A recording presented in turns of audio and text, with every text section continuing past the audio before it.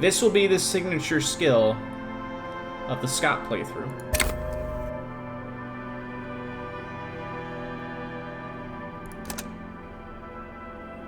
Now let us go in.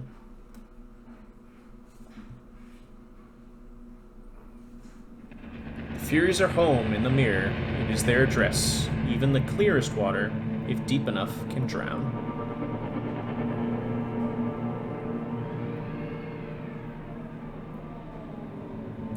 There is nothing. Only warm primordial blackness.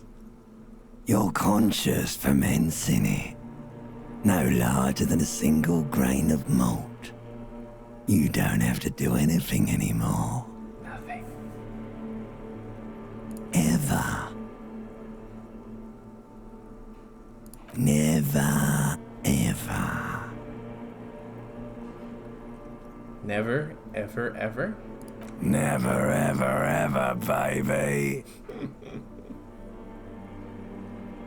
An inordinate amount of time passes. It is utterly void of struggle. No ex-wives are contained within it. What was that about the X something? An awareness creeps up on you. A mass lies hidden in your dead angle, soaking in some lurid acidic source. It's bloated and shameful, a ball of meat surrounding you. This is a terrible line of questioning, and it will only lead to more awareness of the meat thing. No, I wanted to know about the X something. Ex-love. Ex-tenderness. It is foolish of you to resurface to the loss. Not after all the damage you've suffered to get here. Some of it irreversible. Stay. Sail with me through the abyss of pelagic zone. No, I want to get off now. I like pain and burning light and wanting things from people who don't want to give them to me. Do you really? I do. Let me off.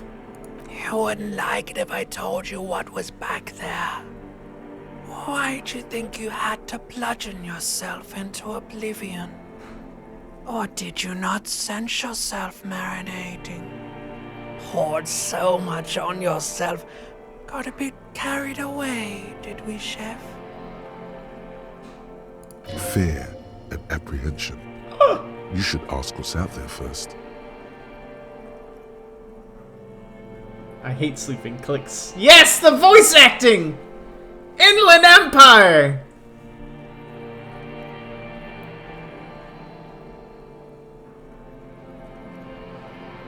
Tell me, what's waiting for me? There's this giant ball there. An evil apes. And the evil apes are juking it out on the ball. You're one of them. It's basically all just evil apes juking it out on a giant ball. I hope the inflection is there at the very least. How big is the ball? You can't even make out it's a ball when you're joking it out. It's that large. How small are the apes? Infinitesimally small. What's this duking it out I keep hearing about? What's that? Vying for resources is just a stupid expression you picked up somewhere. The part of the presentation you want to take home with you is this. You have to beat the other evil apes in the face, or you lose. That's sad. Yes, it is. And you drowned in that sadness a long time ago. What do you mean, drowned? You lost. The sound outside, you recognize it. It's a Caprice Commander motor carriage. Open your eyes.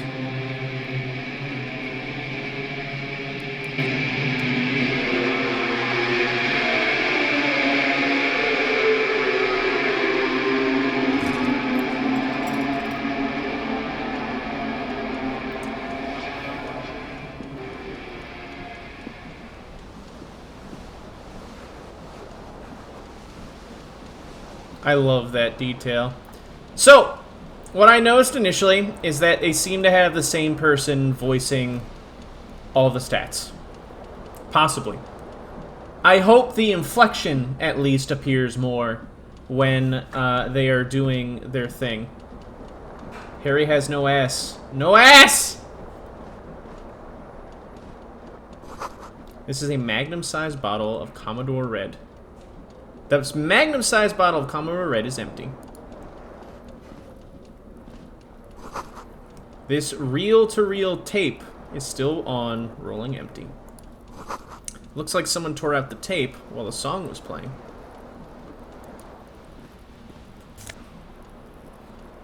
Empty cassette tape. This used to be a tape in this case, but it was destroyed in a fit of rage. Something about the Eternia's single smallest church in St. Saëns. Must have rubbed someone the wrong way. The label on the song was recorded. Says the song was recorded in 43. Just 43. Let's look at the window. The window stands broken in its frame. Cold wind blows in. Nice! Look out. The morning light hurts your eyes. It's hazy, but you see the ocean and some war-torn buildings. Assess the damage. The shards face outward. Whatever broke this window came from the inside. God, I love this game. Did I break it with my own hands? Look at them. A fine web of scarring covers the back of your right hand, but none of it is recent. Right hand. I'll remember that. What did this then? More likely a projectile than a held object. There are no fragments on the floor from pulling a tool back in after impact. Wait, what am I doing? Something you've done before. Assess the size of the impact. It is too large for a bullet, yet too small for a piece of furniture. You're looking for something heavy and larger than your fist.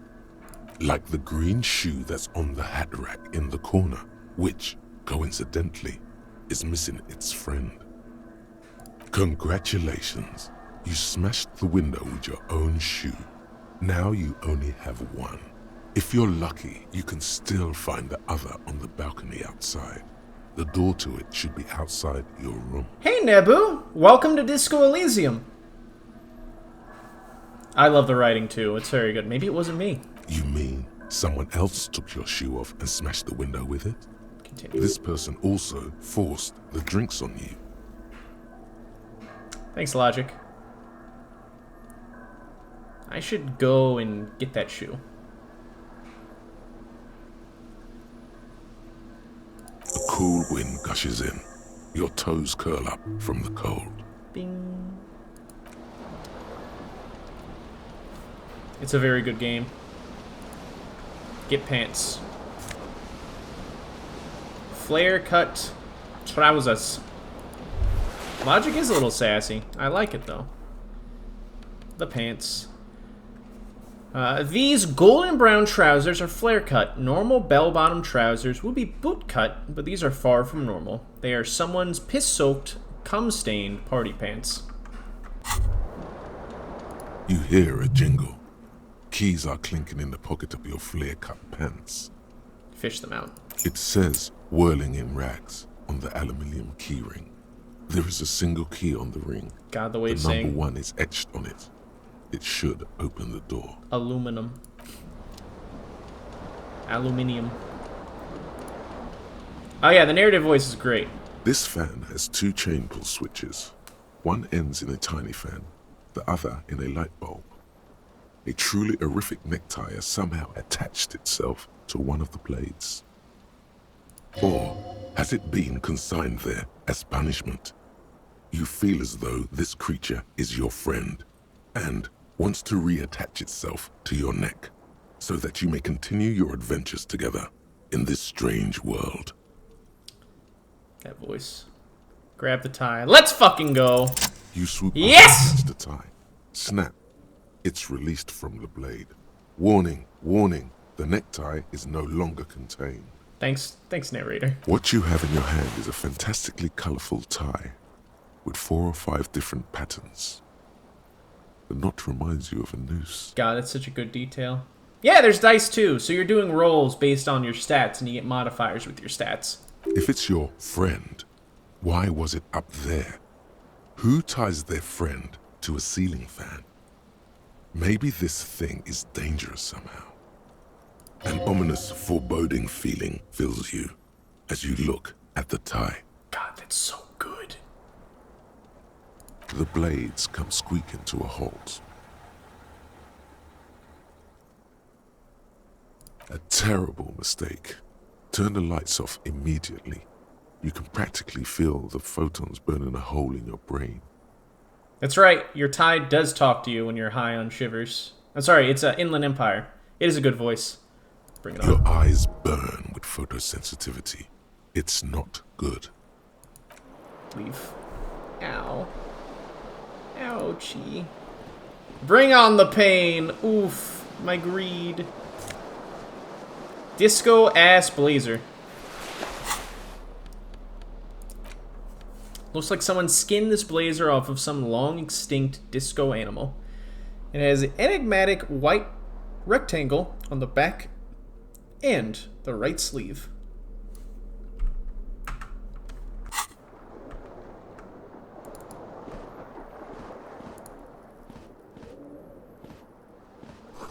You see bottles in the bathtub, wine, beer, and sweet liqueurs.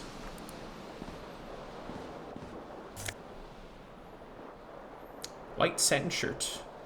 +1 conceptualization, -1 suggestion. This white satin shirt used to be fancy. It used to really catch the light. Now it smells like someone took a piss in the armpits. Conceptualization, a real statement to wear.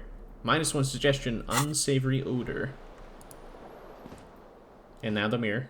A mirror hangs above a bent and broken sink. In a fierce discharge of masculine energy, someone has ripped half the faucet off. Was this not the same Elo that founds empires and lays waste to cities? Virile, uncaring towards the little things? Conceptualization. What? Probably not, no. Okay. Thanks, fellas. Hot water sprays from the faucet's base, and steam covers the mirror. You cannot see yourself, just a vague impression of a man. What's so good is that you can see it flickering in the bottom left-hand corner, and if you never look in a mirror, it will always stay like this for the rest of the game. Suddenly, you realize you have no memory of the face that awaits you there, underneath the soft vapor. Really? Nothing? Really, all recollection of the person you are, the people in your life, and even the world you're in has drowned in a sea of blood alcohol. This was no mere night of drinking. It was a deluge of world-ending proportions. Well, it's fitting, Moose, because he is a clown. He's a very sad clown. Wipe the mirror. As you slowly reach your hand towards the surface of the mirror. Abort. You clearly have not thought this through. You won't like what you see there, and you will never unbecome it. Oh, jeez. Maybe I should touch it first. Make sure there's nothing wrong with my face. Yeah, there is definitely something wrong with it. What? What's wrong? How bad could it be? Where to even begin? There is the bloatedness, then the swollenness. It's like there's an upholstery of alcohol underneath your skin. Thanks, narrator. Well, I'm sure everything is fine. It's not. Your nose feels like a small balloon in the middle of your face. It hurts when you honk it. It doesn't appear to be a particularly tiny nose either. Not with all the drinks it's absorbed for you. At least my tongue is okay. It's not. It's swollen and snail-like, wriggling between your fingers. Wipe the mirror now. Behold. God. You have no idea who this thing is, do you? This is the face of a late-stage alcoholic. Too late. You clearly have rigor mortis on your face. Or wait, is Oh, that a an expression? man? Are you trying to make an expression with that face? Why? I'm not making it. The face is making it itself. Please stop. It's horrible. You're scaring yourself. Okay. Oh my God. You can't stop. It's like it's not even voluntary anymore. You have worn that grin into your face and now it won't come off. Continue. What does it even mean? What is the emotion you're trying to convey?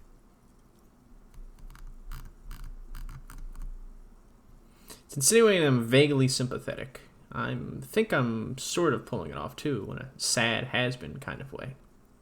There's some charm to it. There might have been 10 years ago. It's little more than a cadaverous spasm now. Dig deep into your mind to locate the source of the expression. Roll the bones!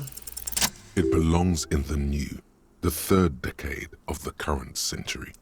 Enough time had passed from the failure of the revolution that, for a fleeting moment, free market economy seemed like the ultimate, uncontested way of life for our species. Okay. Things were good. It was smooth sailing. People made gold and champagne-tinted interiors and facades to suit the times, calling this the new style. But more importantly, disco happened. For Revachol, your city, that meant only one thing. Guillaume le Million. Guillaume? So that's how you pronounce that. Guillaume le Million. If it doesn't rhyme, you're not pronouncing it right. Thanks, drama.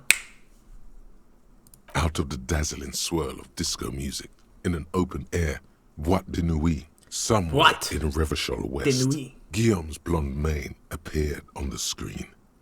He sang some bullshit. Then he made the expression. He looks happy here, at least. He does look happy here. So I adopted it. Why? Everyone loved it. Maybe you thought some of the stardust would rub off on you. Maybe it did. Either way, it's all gone now. Only the grimace remains. That's right, Moose. And you know what's I'm going to try? I feel like I need to add a clicking sound when I make it. The click is used to spur on a horse. It also features heavily in Guillaume le Million's regional mega hit, Don't Worry, Your Pretty Little Head. How long ago was the new? Some 20-odd years. There is a vast ocean of time between right now and the expression. Looking good on you, or anyone. Humanity has run aground in that time.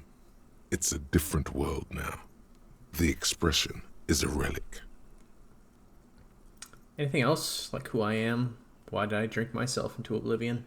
You have some understanding of the near history of disco. The rest is darkness. Aside from the useless fact that the motor carriage outside was a caprice canema. I guess that's it then. It doesn't have to be. You can swoon over Guillaume and his champagne-corked smile whenever you want to. Maybe some of the stardust will return. I'm going to give it a try. 3%. This is it, Luigi. Will Lucky Scotto reign true? He's going to look... I'm attempting this for a few reasons, but it is also related to the Scott playthrough. Let's see if we can stop the expression. It's like something snaps in you. A nerve ending. What? A thought. A sadness. Your face in the mirror is suddenly clean of the layer that had distorted it. Oh my for God. God knows how long. Lucky Scotto strikes again.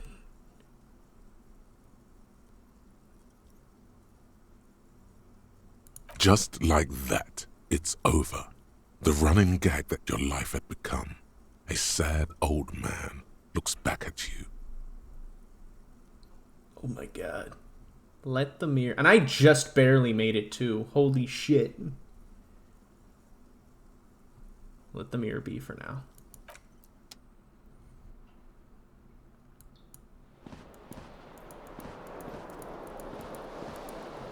Perfect. Guillaume le Million. Whatever happened to Guillaume Le Million?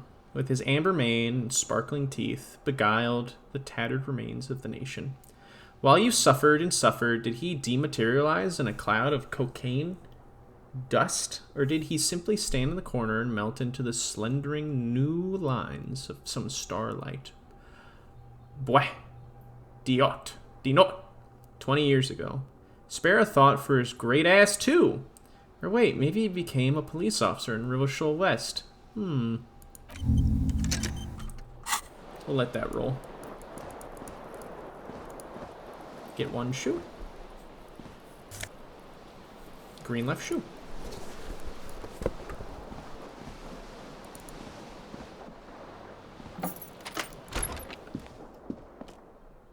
Hello, Classia.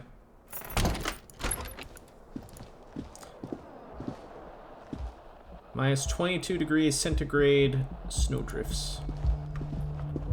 Oh, the music! Is there something on the table? Money. Take.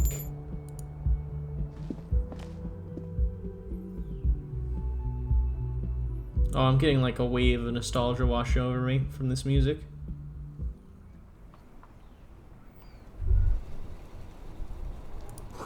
The smell of the sea makes you dizzy.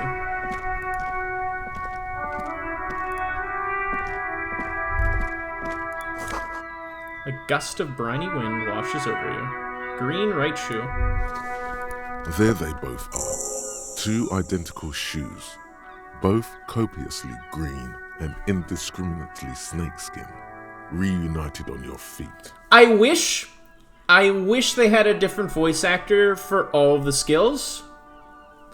If only it could feel more like there's conversations happening between a bunch of different ones. Because though the narrator is really good, sometimes he doesn't change his inflection for the narration. Like two baby crocodiles. Two baby crocodiles. My crocodiles. How do they fit? Good. They're balanced. Comfy. Feels like the only good thing about you right now, truth be told.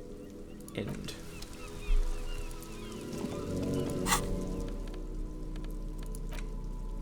They've lost some of their luster over the years, but these green crocodile shoes fit you perfectly. The necktie is adorned with a garish pattern. Hooray for laser sounds! It's disturbingly vivid. Somehow you feel as if it would be wrong to ever take it off. It's your friend now, and it'll betray you if you change it for some boring old scarf. Inland Empire +1.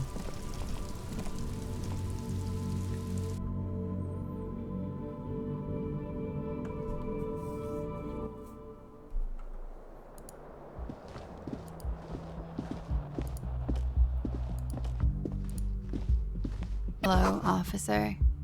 Oh my god! She's fully voiced now! The young woman raises a cigarette to her lips.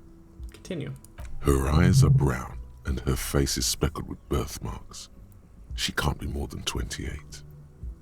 A silver jumpsuit falls off her like scale armor, sparkling.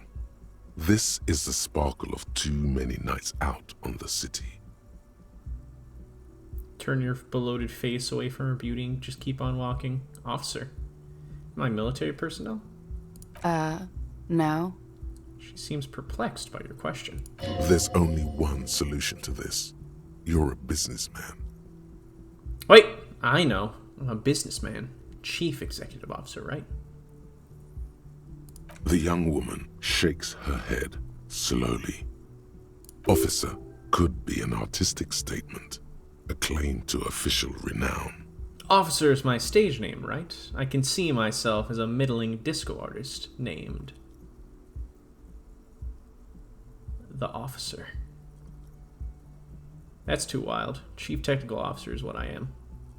No. You're a police officer, sir.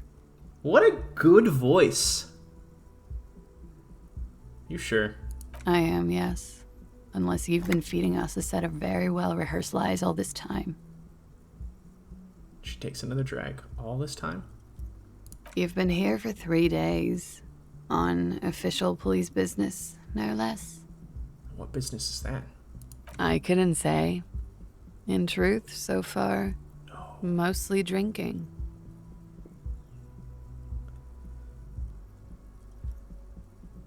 Who in their right mind would let me be an officer of the law? Don't be so harsh on yourself. They let almost anyone be a police officer. A glib remark. Don't let it stand. Assert yourself. Actually, I can see why they would entrust me with the law. I have the right character. A fondness for contradictory statements. Sometimes I get these tidbits of information sometimes, like little facts like trivia. Gives me a detective-y vibe. Of course. Of course. She pulls on her cigarette. She remains unconvinced. I should get going now. Of course. Be careful, officer. They don't like the police around here. Continue. Something stirs in you as she's about to go. Call it an instinct, a need. The need to ask questions. It's like you said the words 1,000,000 times before. She looks back at you, a light glinting off her eyes. Before you go, I have some questions for you. Yes?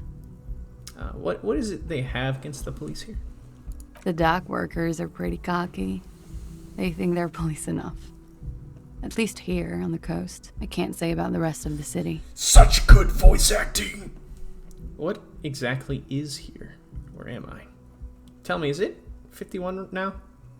It's 51. Okay, tell me something else. I'm gay for her voice. Yeah? Those words, tell me something else, feel like something you said innumerable times before. Your mouth is the very shape of them. Your room is almost next to mine. Did you hear anything last night? There was the usual ruckus. Loud disco music. Did I have any visitors? I couldn't say. It's impossible to hear people speaking from over here. Loud disco music. Oh, yes. Various artists. Ostentatious orchestration prime among them. She raises an eyebrow, waiting for the name to connect with you. Oh, that. Yeah. Whoa. The less said about oh, the better. Oh, were huge where I come from. I was very young then, of course. Like 7. Life gets hard, but we go on. Yeah, we go on all right. I don't know about that. At around 2 o'clock, the disco stopped, and there was a change of pace. This is such good VA shit. What happened? A slow, sad song started playing, like organ music on repeat. That went on for quite a while. Some of the time, you were yelling along to it. Was I singing this? Show her the empty case for the smallest church in St. Anne's. Yes, there was a church in there. A really small church. Like the smallest, saddest church in the whole world. It was about that. And also... What else? That it doesn't matter anymore and that we're alone now. It was difficult to tell. The song itself was very quiet and soft, but you sounded like a winded boar, sir. It was hard to understand what you were singing on top of it. I'm sorry. Don't be. I was going out later anyway. It didn't bother me. Then what happened? Then you started screaming and trashed the place. Are you sure I wasn't being assaulted? No, it didn't sound like there was a fight. It sounded like someone was trashing their room. A window was smashed. The tape player, probably. The song stopped. And furniture, too. A real destructathon. There was screaming. Then I think you passed out. Was there anything else? There was. I think you screamed that you didn't want to be this type of animal anymore. I may have misheard, but it was sort of memorable. Huh. I went out afterwards. Everything was quiet by then. Around 4 or 5. And that was it.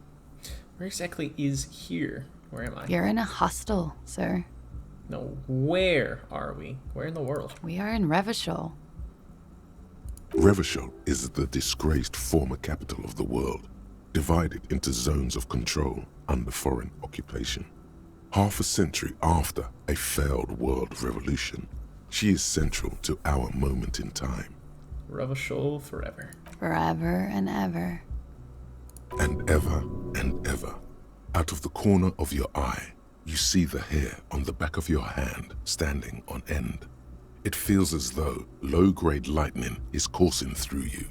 You must be hypersensitive from the hangover. Okay, you can go now. Glad to have been of assistance.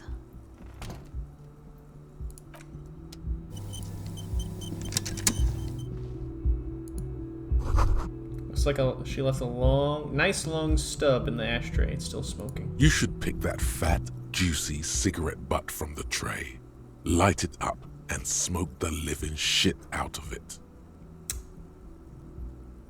Nah. The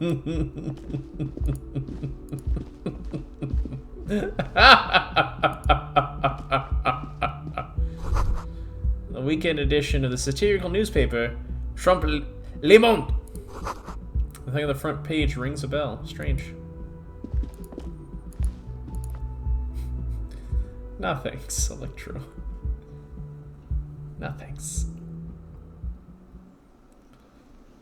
Kim!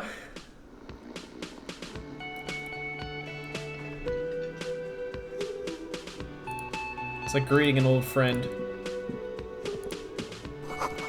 This is where their lair should be. You know, big old karaoke mic just waiting for someone to sing into it. That's new. This thing's new. The speaker is connected to the radio. The music is seasoned with static. Or at least I don't remember this speaker being looking like that. You should totally sing karaoke here, the first chance you get. Your emotions need to be expressed. People need to know your vast, oceanic soul. Oh yeah. Oh yeah, Nebu. I played this game thoroughly. I love this game. It's very good. Exactly. It's measured, level-headed, and it needs to be heard through a PA system by other people. What should I sing when it comes to it? You should sing the sad small church song from that tape you found. Thought it was obvious. Of course, they'll really get a gauge on my soul with that one. Serves them right. Wipe that smirk off their face with your sad, tragic, small church song. Who's laughing now? No one. You would need another copy of the tape first, though. The one upstairs is destroyed.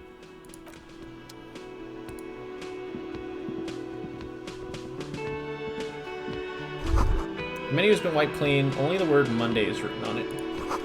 Owen's hand wrote yesterday's menu. Today's starts with a man's handwriting. A large water cooler. A water cooler. A large bubble is rising to the surface. Soft purr of an electric juicer comes from the kitchen. Someone is working. The door is bolted. A sign reads, "Kitchen reserved for personnel until 1300." Hello, guard. A man in his late 20s stands behind the counter, inspecting a stuffed seabird. As you approach, he gives you a sideways glance, then looks down again. That was disdain in his eyes. Even now he's purposely ignoring you. So it tells me you don't like me. Oh no, you're a hero. A real hero cop.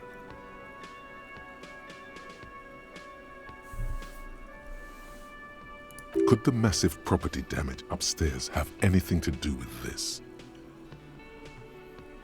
So not only am I a cop, but I'm also a hero? You're being sarcastic. Am I? Or did you ride in, take the body down, solve the murder, and not trash my hostel room?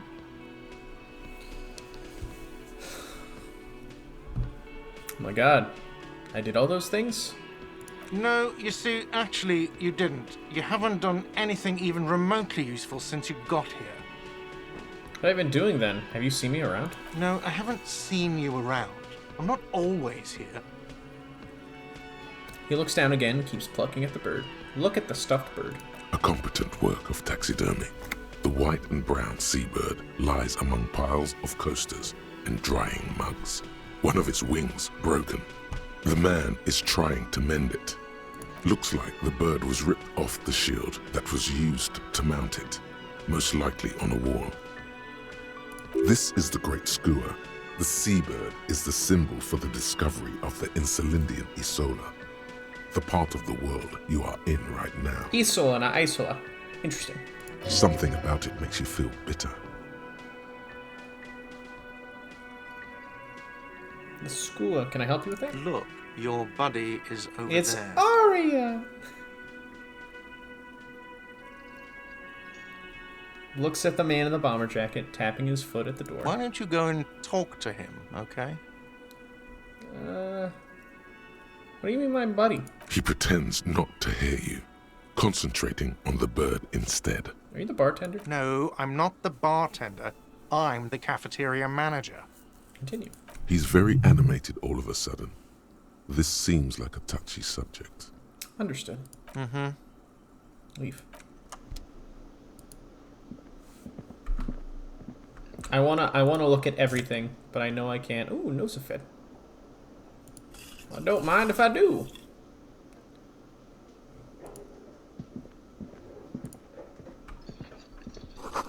Sign reads, Mess Hall reserved for Union members. Door opens 1600. Hello, sweetie. Ah, Lena! You shouldn't keep your colleague waiting. Such a good voice! This royal pinball machine is unplugged. Kim! A bespectacled man in an orange bomber jacket is tapping his foot on the floor. Looks like he's waiting for someone. You. As you approach, he narrows his eyes and extends his hand in greeting. Continue. If an assault were launched on this building right now, if the windows came crashing down and the whole world descended upon you, this man would hurl himself in death's way to save you. You are sure of this. But why? Hold on, who is he to me? He is your half-brother. God, that's such a good line. Shake his hand. Hello. I'm Kim Kitsuragi, Lieutenant, Precinct 57. You must be from the 41st. You realize he's waiting for your name. Continue. This is your chance to come up with a really good name for yourself. Get creative. Conceptualize. Invent a name for yourself. Sure, partial to the officer. Just call me officer. I want this very badly. Ooh. Alright. Oh no! What would I do?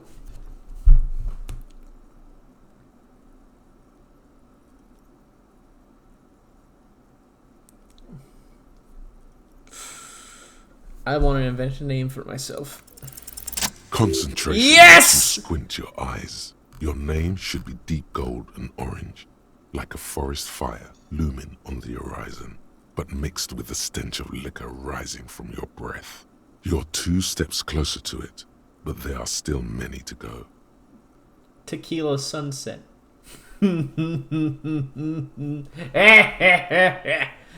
Just call me officer. Very well, officer. He's slightly confused. It looks like we had a little scheduling error on Sunday. Saturday too, actually. Have you had time to talk to the manager here? What he means is, he has been trying to meet up with you for 2 days, but you have been otherwise occupied. You mean him? Yeah, I just talked to him. If you don't mind, we should talk to him again. Ask him for a rundown of the area. Now that I'm here as well. I understand the scene is out back, right? It also wouldn't hurt to assure him the police are finally here. In full force, I mean.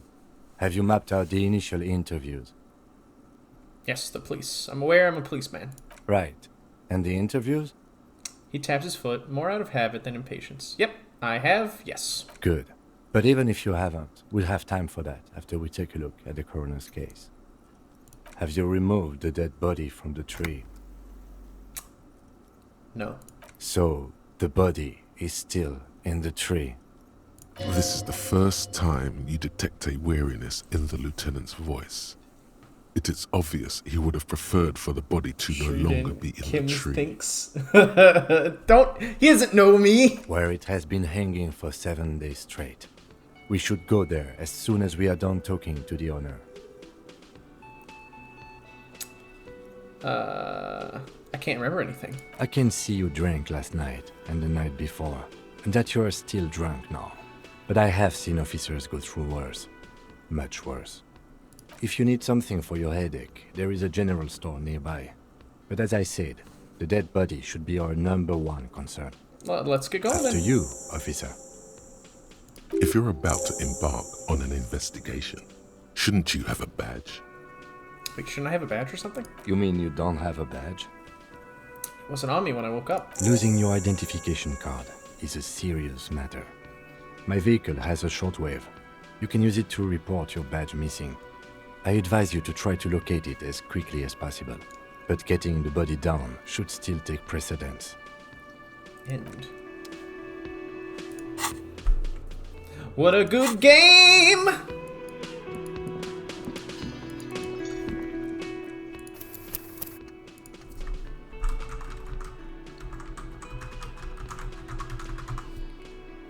This guy has a French accent to be Japanese.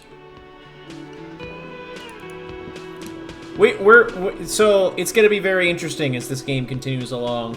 This isn't Earth as we know it. The man with the unimpressive beard notices you approaching. He drops the ledger he was holding and turns to the lieutenant. Mr. Gart. Got right? it. Oui, oui. You run this place. Yes. Ooh, I feel the terseness. I am Kim Kitsuragi from Precinct 57. This is an inter-district investigation, so joining me from Precinct 41... What is gold and orange like a forest fire, but smells like liquor? Are you kidding me? No, man. Help me out. What is gold and orange and smells like liquor? It's you. It's obviously you. You smell like liquor. And you're orange. See? Everyone agrees it's your color scheme. We're on the right track with this name thing. Thanks, conceptualization. Continue. Is this what you get when you call the police now? We've been waiting for a week here. Continue. Sir, I understand your concern, but we are here to do a job. And for us to do it, I need you to stay calm. Continue. Yes, of course. Takes a step back. For a moment, the cafeteria manager fidgets under the lieutenant's gaze. Then he gives in. I know it took us a while to arrive at the scene, but it also took you a while to call us. It was you who placed the call, correct? Continue. No, I only just got here. It was probably Sylvie who called you. She usually works the bar here. I'm only temporarily taking over her duties. Do you have her number? As a matter of fact, I do. He looks behind a pile of the coasters, finds a slip of paper, and hands it to the lieutenant. You said you just got here. From where? Are you a local? What, of Martinez? No, I live in Jamrock. I only sometimes come here to keep an eye on the place. This is just one of the many, many cafeterias I manage. But you still know your way around, yes? In case we need directions. Yes, I know where some things are, but as I said, I don't live here. I just used to work here. And I'm not going to start working here again, if that's what you think. I didn't imply that. Detective. He probably means this is where you step in and ask your questions. Right then. Questions. I got this. His face expresses profound doubt in your having this. Ask him about the body's location before asking if he killed him.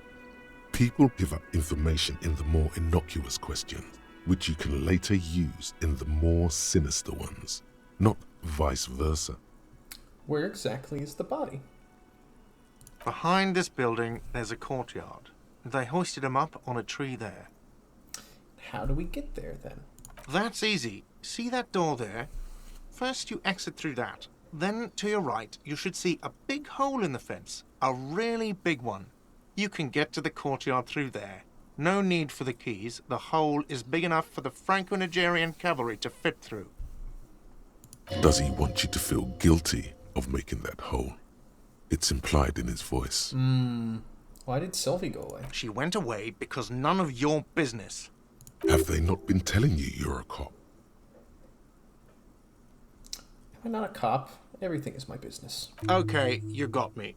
She went away because of the dead body out back. And because I asked for her number. That's why Sylvie went away. I hope you appreciate that. Thank you.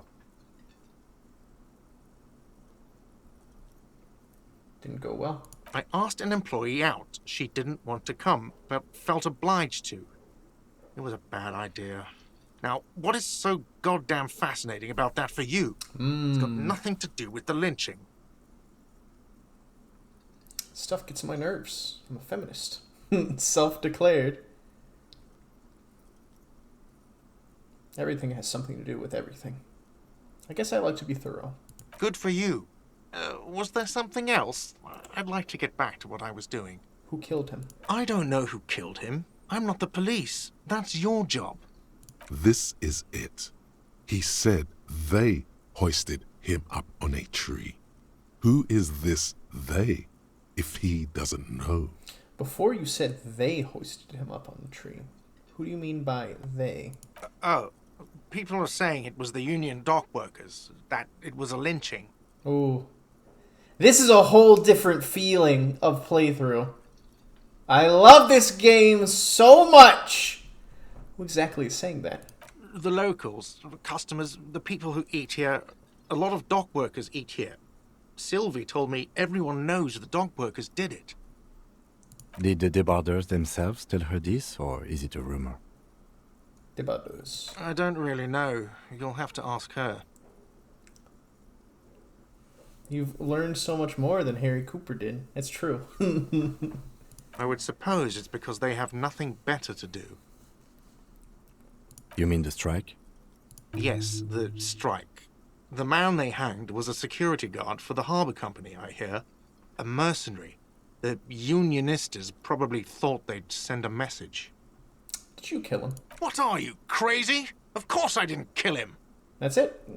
I have another The question. lieutenant turns the page in the little notebook he's been scribbling in. That's all. Let's go. Woo! Not so fast. You owe me 130 real. No one is saying the multi-pattern necktie you found tied to the ceiling fan can talk. No one. It must be merely imagination. But Let's bail! Time to push the eject button! Sounds like a responsibility! You don't like those! Oh my god! no, don't listen to him. It's madness. Just talk. What's real? What's the temptation? I love the tie. Oh, excuse me. You owe me 130 real. Real. The IIR, or Inter-Isolary Real, is the global reserve currency. Whatever part of the world you're in right now, it's safe to assume he means you owe him some money. Oh, I understand. You mean I owe you money? Wow, you're a genius. Yes, that's right, money. You owe this establishment 130 real. He points to the red ledger on the counter. Who does that clown think he is? Arrest him! Necktie, please, calm down! Can't say that. Did I just hear my tie speak to me twice? No one is saying that! No one is saying that Ty can talk! That would be ludicrous! It's just that you should arrest him! It would be wiser! He wants to take your money! Great advice. I'm considering it. The lieutenant looks at you tugging on your garish tie. He puts his hand on your shoulder. If you don't have the money, it's okay. None of us are in this for the wages. Continue. That's cop 4. I haven't offered to pay because I don't have any money either. What do I owe this place for? Let's see. 3 nights at a tariff of 20 real comes to 60 real. Then there's the window you annihilated. The hole in the window was the first thing I saw when I came to work. So don't try to tell me you didn't. That will be 40 real in damages. Another thing you've annihilated is half the bar. You've run a tab of 30 real. Actually more, but we'll round it down to 30 for your hard work maintaining the stability and order of Revachol.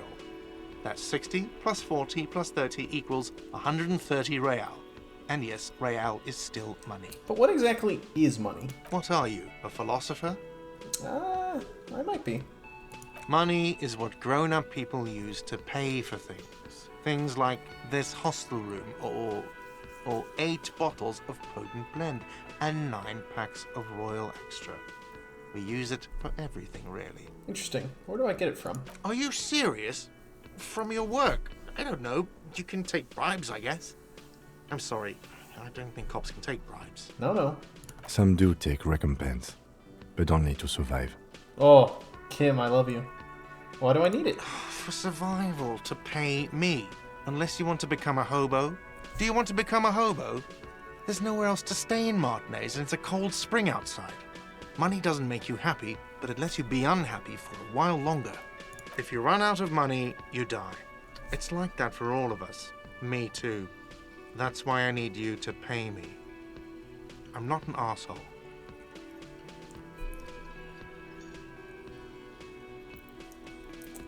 Is this money? Yes, it is. Alright, that's 10 plus 10 equals 20. 10 plus 10 equals 20, plus 20 equals 40. I'm down to 90, right? No, you see, that's 40 cents. Cents are a form of currency 100 times smaller than the real. I'm not even going to take this. Come back when you have 130 real. That's horrible. It is. For a moment, his antipathy is overcome by compassion for the sheer smallness of the money. Isn't it evil? The order of magnitude between what is asked of a person and what they have. Conceptualization! Oh my god. Darkest Rides. It does, doesn't it? There's a shuffle of nylon as Lieutenant Kitsuragi looks for something in the pockets of his orange bomber. You're under arrest. No. What happens now? I'm sorry, but he has to pay. I can't let him stay here any longer if he doesn't. If he doesn't have the money by tonight, then... He shrugs. Officer, maybe you're better off working this from home for now. You live in Jamrock, right? It's not that far away. I don't have a home. Officer, you really need to take this up with your station. I have a shortwave radio in my car. Call them, ask for assistance. We have to get this investigation started now. Good luck. By the way, where is home? The address is coming up blank, and this place sure isn't it. As I said, I don't think I have one. But you've been at this hostel cafeteria for only 3 nights. Where were you before? You had to be somewhere. Up on Marvel Hill. Why did you say that? Lieutenant Kitsuragi, do you know a place called Marvel Hill? No. But isn't that an expression, not a place? An expression? A saying. Up on Marvel Hill, a great high place. One that is impossible to climb back to. That doesn't sound like somewhere you can stay if you run out of money. Fuck everything, Hobocop. Can I trace the way back to the exact street, the exact number on the building? You can try. Run some addresses in your head when you get the time. Maybe a street or an apartment will appear. And let's rewind. Let's retrace your drunken steps back home. Jump across the raised channel bridge southwest of here. Fall over. Get up. Get off the asphalt in 20 minutes. Shuffle your feet through courtyards, scaring little children. Go under the great raised motor track, the 881, until you reach Les Domaines Eminents in North Jamrock. The streets are frozen this time of year, caked with ice. Walk down Main to perdition. There's a side alley there, and your footprints in the mud. Rigorous self-critique. I'm getting there. It'll happen.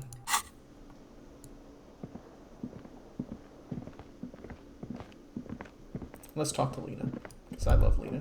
Ooh. The theme on that pinball machine is a standard royalist theme, used on everything from pinball cabinets to full-flavor cigarettes. What are its hallmarks? Clinging to a picture book version of the past century, waiting for the king to come back and cast out all the profiteers and homosexuals. Basically, imagine a yellow plastic crown with a liquor brand emblazoned on it. Wait, where do I get such a crown?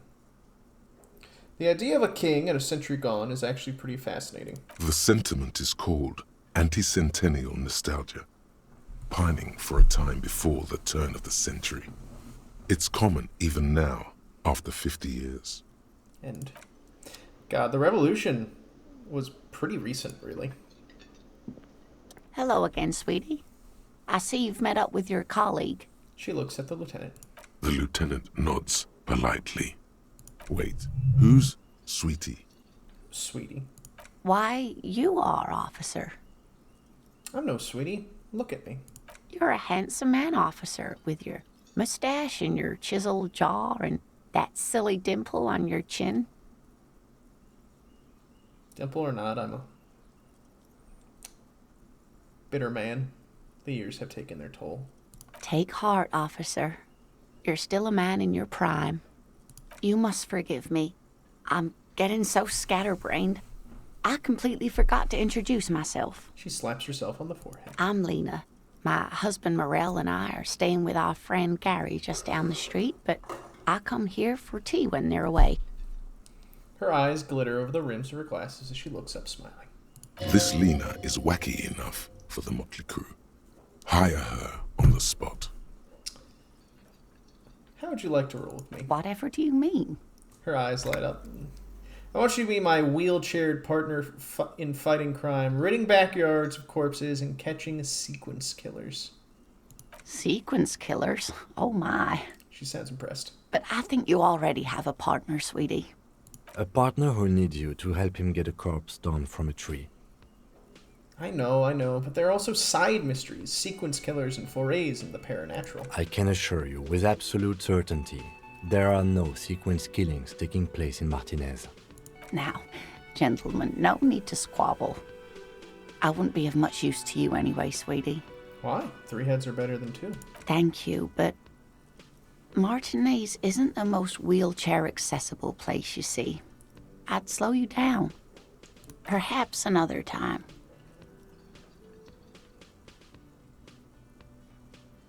I don't know if you've noticed,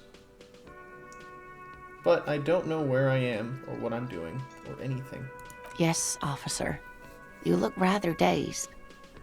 Like a stunned fox. But surely things can't be that bad. Her eyes follow your movements with some concern. She won't judge you, no matter what you say. She is a very nice lady. I drank so hard I forgot literally everything. Oh my. You know where we are, right? Whirling in Rags cafeteria? It was on my keys. That's right. And where is the Whirling in Rags cafeteria itself located? In Revachol? Yes, indeed. We are in the fine city of Revachol. Your old art teacher's style. Oh, what a nice little reminder then. Hopefully positive feelings from your old art teacher. I know that Revachol used to be really cool in the 30s. The new disco dancing. It seems like a lifetime ago. Her eyes are filled with the light reflected off those gilded years when the city seemed full of possibility. Much has changed, but it is still the most beautiful city in the world. A rare jewel set in the sand between the pines. Everyone says so, even foreigners. Just pause. When she studies your expression, you must look quite lost. Speaking of history, you know what year it is, yes? It's the spring of 51. That's right, dear. How splendid. Woo! Here, take this pen. Knowledge should always be rewarded. Got a pen! Her relief is palpable. She was getting pretty worried about you then, but now she relaxes her shoulders. I can tell that this is taxing for you, so I'll just ask one more question. What regime are we living under? What mode of government?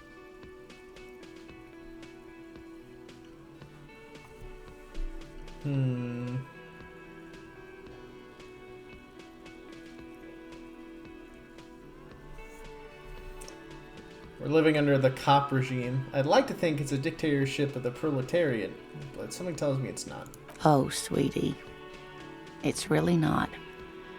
There used to be people who thought that way. Other people who wanted those things, but they all went extinct. Revachol is a zone of control led by an alliance of foreign powers called the Coalition. We have almost no government of our own, and certainly no dictatorship of the proletariat. But they still have cops. I don't even know what to say. I'm so disappointed. If there's no government, how come there are cops? Oh dear. And you were doing so well. There aren't any cops in Revachol, not in the traditional sense. The status of law enforcement has been a complicated matter since the revolution. Chuck's phone! But we should stop for today, sweetie. You look like you need a break. Besides, I'm not the best person to explain the big things to anyone. She's scared now. She's realized you really are brain damaged. So, how did I do? You were doing quite well up until the end there. It does look like you're having trouble remembering things. History and places. Remembering reality in a word. It's very odd. A sigh. The lieutenant buries his nose in his notebook. Poor Kim. But maybe a fresh set of eyes is what the world needs. And while I'm no doctor, such bouts of amnesia are often temporary, so I wouldn't worry too much. She means this sincerely. Worrying won't do you any good. Thanks, Felician. What is the revolution you mentioned? A defeat, I'm afraid. The people of this archipelago tried to build something new, something different. The rest of the world didn't like it, so they came and ended it. This was 42 years ago. I'm a cop. Whatever it was hasn't stopped me. Of course, sweetie. I really don't know how to explain it better. I'm just a poor woman, she thinks. What do I know of these things? And how can I help you? Oh. Who could tell me more? Someone more educated in sweeping matters. Maybe you should ask. No, I'm not an encyclopedia. I won't be a guide either. I'm a detective. Thanks, Kim. Of course. Then I don't know. Someone rich, maybe? Wealthy people are educated. Though I don't know where you would find a wealthy person in Martinez. Ma'am, you seem to be in a chair. Yes, dear. I'm a paraplegic. A paraplegic is someone with limited or no ability to use the lower half of their body. Paraplegia is caused by spinal cord injuries, like falling from a great height, or a grenade explosion. I'm sorry. It was rude of me to mention the wheelchair. Let's move on. That's quite all right. I'm used to people asking questions. I know they're thinking about it anyway. There is no bitterness in her voice. She accepted the curiosity her condition inspires a long time ago. I've got to get going now. Of course, dear. Good luck with your case. She gives you a small wave. Show me the monkey. A pen with a green ape head on one end. The ape has closed its eyes, a kind expression adoring its face. It seems to be meditating. Lena good. Lena good. Ball's been knocked over. Beautiful dark liquid is spilling out. Man is sleeping at the table wearing mud-caked boots and rolled-down overalls. The back of the shirt reads Wild Pines encircled by a logo with a tree. Kind of mountain. On the counter, rolled out of his open hand, you see a blister pack of headache medicine. Pick up the pills. The man does not mind. You probably need them more than he does. Ruckus talking to guard. Let's fucking go! There is only one way to wake this bone idol from his slumber. Roar like a hurricane. Rip the buildings from the earth. Wake up! This is an order! I am the law! Why the yelling man? The 30-something man slowly lifts up his head and gives you a pensive look. Looks like a Sow descendant. A lot of Sow dock workers around. You're alive? You looked out for the long count there. Wait, what? I was just sleeping.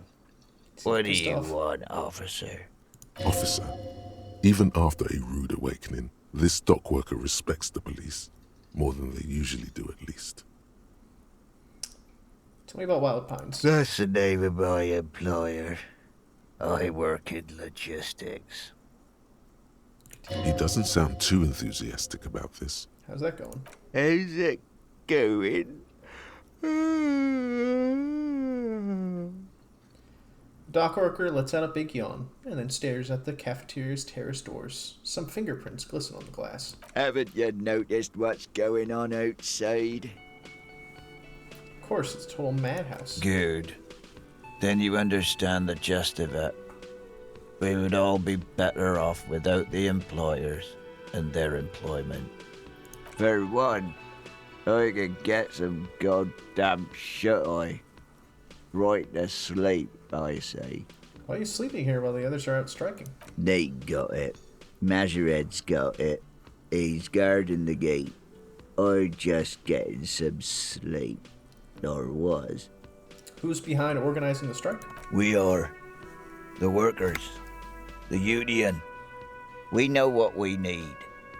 What's right for us. Huh, alright, I guess that makes sense somehow. Okay. I guess there's also Everard. He's in charge of Everard! He's I always smart, called him Everett. knows how to negotiate. He's got our back. What's about the dead body in the yard? Yeah. What about it?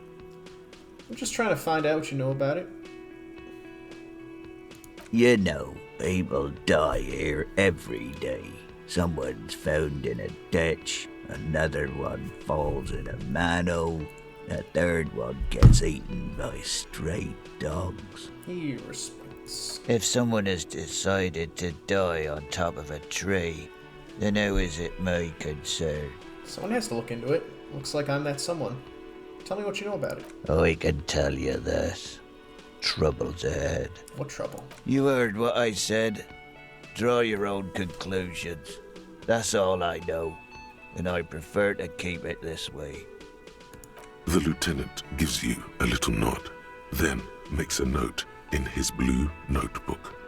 So Union people think he was a killer, he thinks. Even sleepy hair.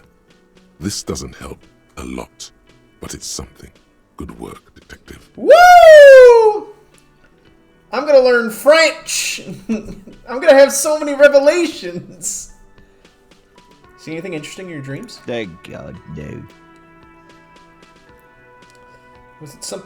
Was it pure nothing? Was it a bliss free of the X something? The worker stares at you, his eyes dry from sleep. A web of wrinkles covers his tanned forehead. I don't know what you're talking about, kind sir. But when I'm out, then I'm really out. No X anything. Just quality time. A little me time in the abyssal pelagic zone. You can never return to it now. Only detective work remains. Wakefulness and detection. Thanks, Inland Empire. Yours? Indeed. Help yourself to some. Wait. No. Oh, it's empty. Sorry about that, pal. Alright, I'll let you see it. The dock worker doesn't answer. His head is already back down on the table, in sweet sleep.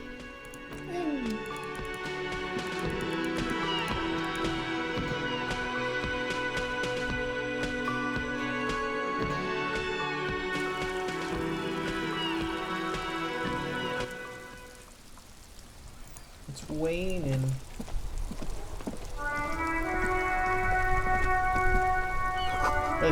Fuck the police! Coming straight from the underground! Explains why his speech is in orange. Oh my god, you're right!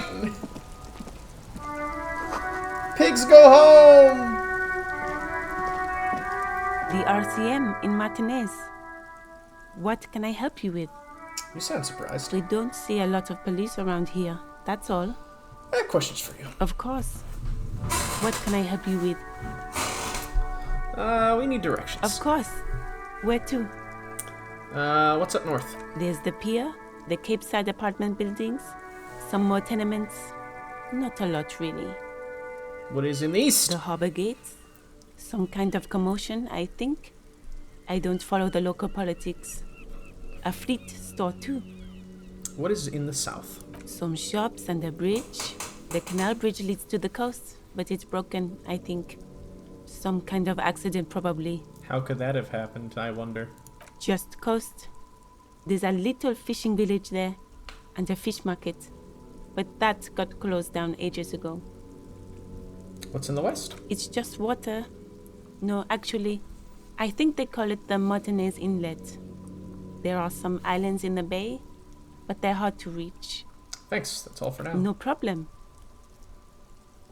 What is this fuck the police business? Excuse me? She doesn't understand. She's uncomfortable. Maybe you should drop this line of questioning. Never mind. She shifts in her seat awkwardly. Who are you exactly? Me? I am just a gardener. Cool, what are you doing here? I'm working. Working on what? I have a greenhouse in the yard there. She gestures over her shoulder. I've been trying to get some work done. There's discomfort. She stops mid-sentence. But? Well, as you probably know, there's a corpse hanging from a tree there. It smells pretty bad, so I have to take breaks. Don't worry, miss. We are here to clean it up. This fucking you motherfucker. can get to work soon. God, she's so good at acting. Mm-hmm. Thank you. My head is about to explode from all the salts I've had to inhale. She's such Of course. a liar. I won't hold you back. She wipes her brow with a canary yellow glove. Her gloves. You get the feeling that you need them. You have a dead body to deal with after all. Can I borrow your gloves? Sure, keep them. I have another pair. Thank you.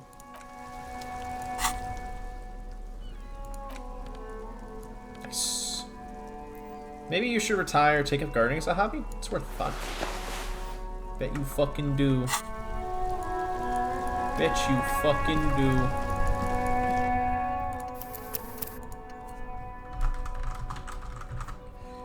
Oh, her deal is that she's a lawyer. Before you stands a motor carriage. The bodywork is covered in blue and white livery, bearing the number 57. Vapor emanates from the large engine on the back of the vehicle. Fucking it hasn't wild had design. time to cool off yet. This must be the infernal machine, that toy from Oblivion. The Caprice Kinema motor carriage.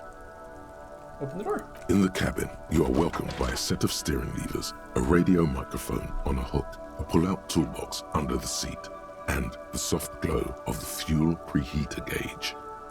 Run your fingers over the steering levers. The white suede feels luxurious under the touch, and the metal clutch handle so very familiar in your palm. Tap on the fuel preheater gauge. As you tap on the gauge, the indicator pin jerks as if startled. It's in the large orange sector, indicating the engine is warm. Next to the gauge is a red switch labeled heat. There's no use pressing the heat button. It won't start without the ignition key. Translation. We're not going anywhere right now. Alternative translation. Don't even think you can drive my MC. A metallic drawer slides out from under the seat and clicks into place. The tools inside are neatly organized. Take what you need, officer. It's going to be a long case. I'm not protective of my tools, like some men are. He's clearly a little protective of his tools. But what can you do? Work is work. Take the red tip pry bar. The pry bar feels nice and cold in your hand, heavier than you'd think. Useful for opening all sorts of doors and lids. Love came in his hobbies. Take the rubber-handled chain cutters. The handles are long and sleek. Snap, snap, go the cutters in your hand. You can do good work with these. Cut chains, locks, and ropes, especially belts. Good hint. Take the hand-cranked flashlight. It's robust, weatherproof, and well-made. Police issue, blue. Lets you see things in the dark you would otherwise miss. Thanks, perception. The pull-out toolbox slides back into its nest. Preheater gauge casts a warm glow on the steering You units know, that and little, the radio on I'm its just a hook. little gardener. Oh, it's terrible dealing with a body, but I'm just one of those things. It's just her trying to seem like what was done is almost an everyday thing, and that's not working to. Yeah, like, why would a gardener still try to do her job with a dead body? The frequency tableau lights up, and the green button labeled Prime Line glows like a feline eye. And then you hear something. Oh, here comes voice acting. The soft purr of electrical kittens, radio waves cast far and wide over the metropolis. A woman's voice greets you through the static. This is Precinct 57. Hello, Lieutenant. How may I assist you? Lieutenant? What? What? Hello, Alice. Please assist our colleague from the 41st precinct here. I'm putting him on. Operating the radio is easy. Just be confident. You've probably done it 1,000 times. Hi, Alice. This is the officer from the 41st precinct. Nice to meet you. This is Officer Alice Demetri, Precinct 57. How may I assist you? A voice replies in the radio. Under the green prime line, a yellow saved button catches your eye. I wonder what Kim's default radio station is. Press the button labeled save. As always, it's DJ Mesh and Felicio, and you're listening to Street Freaks FM, bringing you the hottest, the nastiest, the most vulgar. Oh my God! Right away, the lieutenant reaches into the cabin and turns off the radio. He's not looking at you as he says, Someone must have been messing with the radio, or maybe picked up a random frequency. You wanted the prime line, right? He's still avoiding your gaze, and his ears glow red. Speed Freaks FM, huh? Look him in the eye. Oh, is that what it was called? Right, you don't want to get into this, no problem. Nothing to get into, really. But sure, let's focus on the important things. This is Precinct 57. Can I connect you to someone? Could you connect me to the 41st precinct? I have something I need to report. Just a second, officer. Terrell, you hear an old man greet you from the radio. His rattly voice is oddly familiar. 10-2, 10-5. This is 41st. Come in. Over. Jules. A scrawny old man sits in a dusty cubicle, smoking, with a large white rectangle sewn on his vest. In front of him is a box-shaped apparatus with an array of wires and antennas. Did not sound like it. He sounds like a fucking bougie Frenchman. The man uses relay code. You got this. You're a cop, and cops know relay code. 10-4, Station 41. I've got urgent business. Over. 10-4, message received. 10-5, relay message. That's so cool! They even add, like, what it means. Just reporting in, over. 10-18, state your message, sir. I need to report my badge missing. 10-9, over. My badge, I can't find it anywhere. Basically, it's gone. 10-4, message received.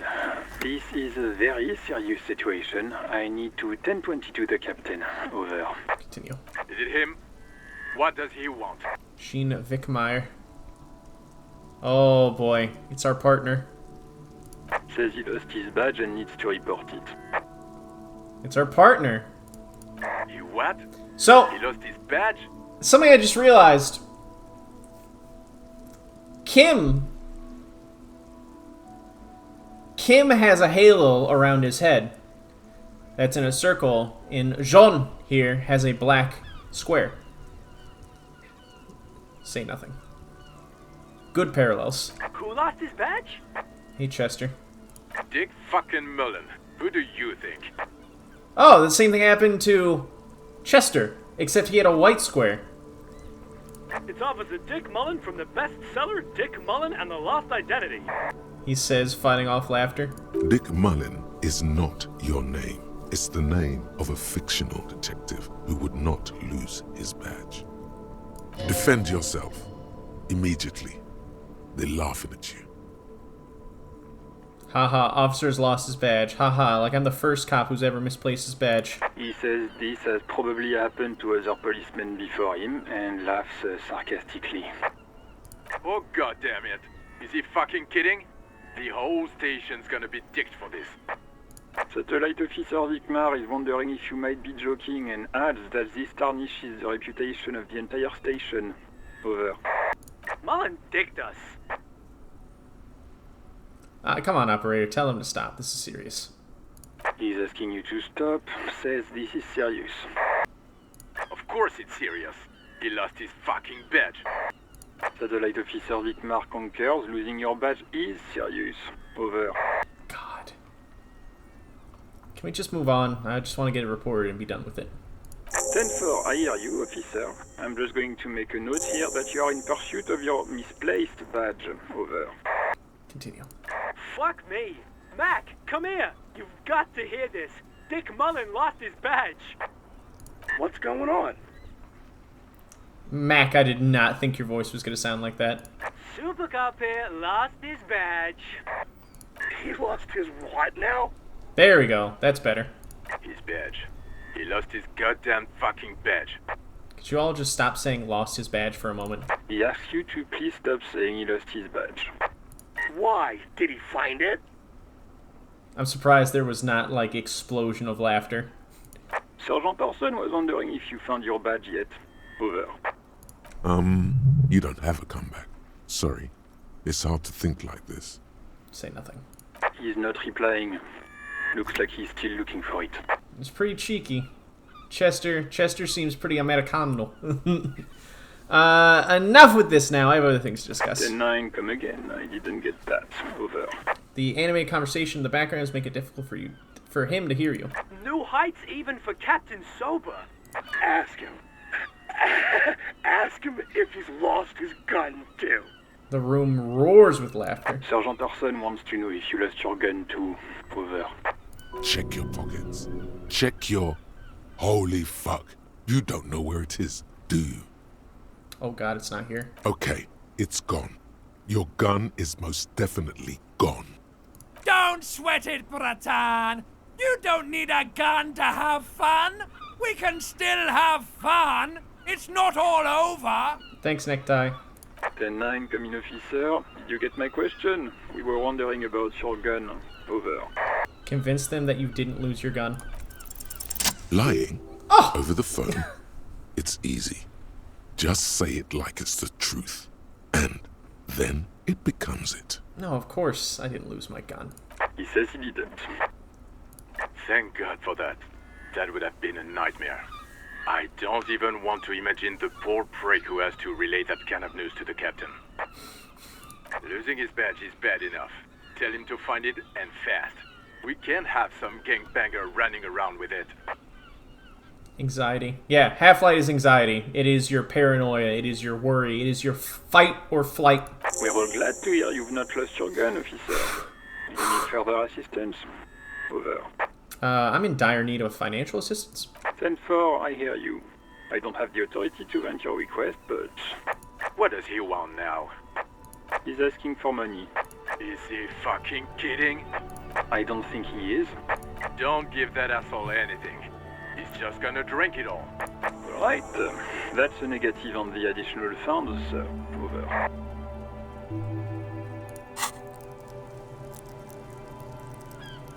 God, my fucking sneak is so bad.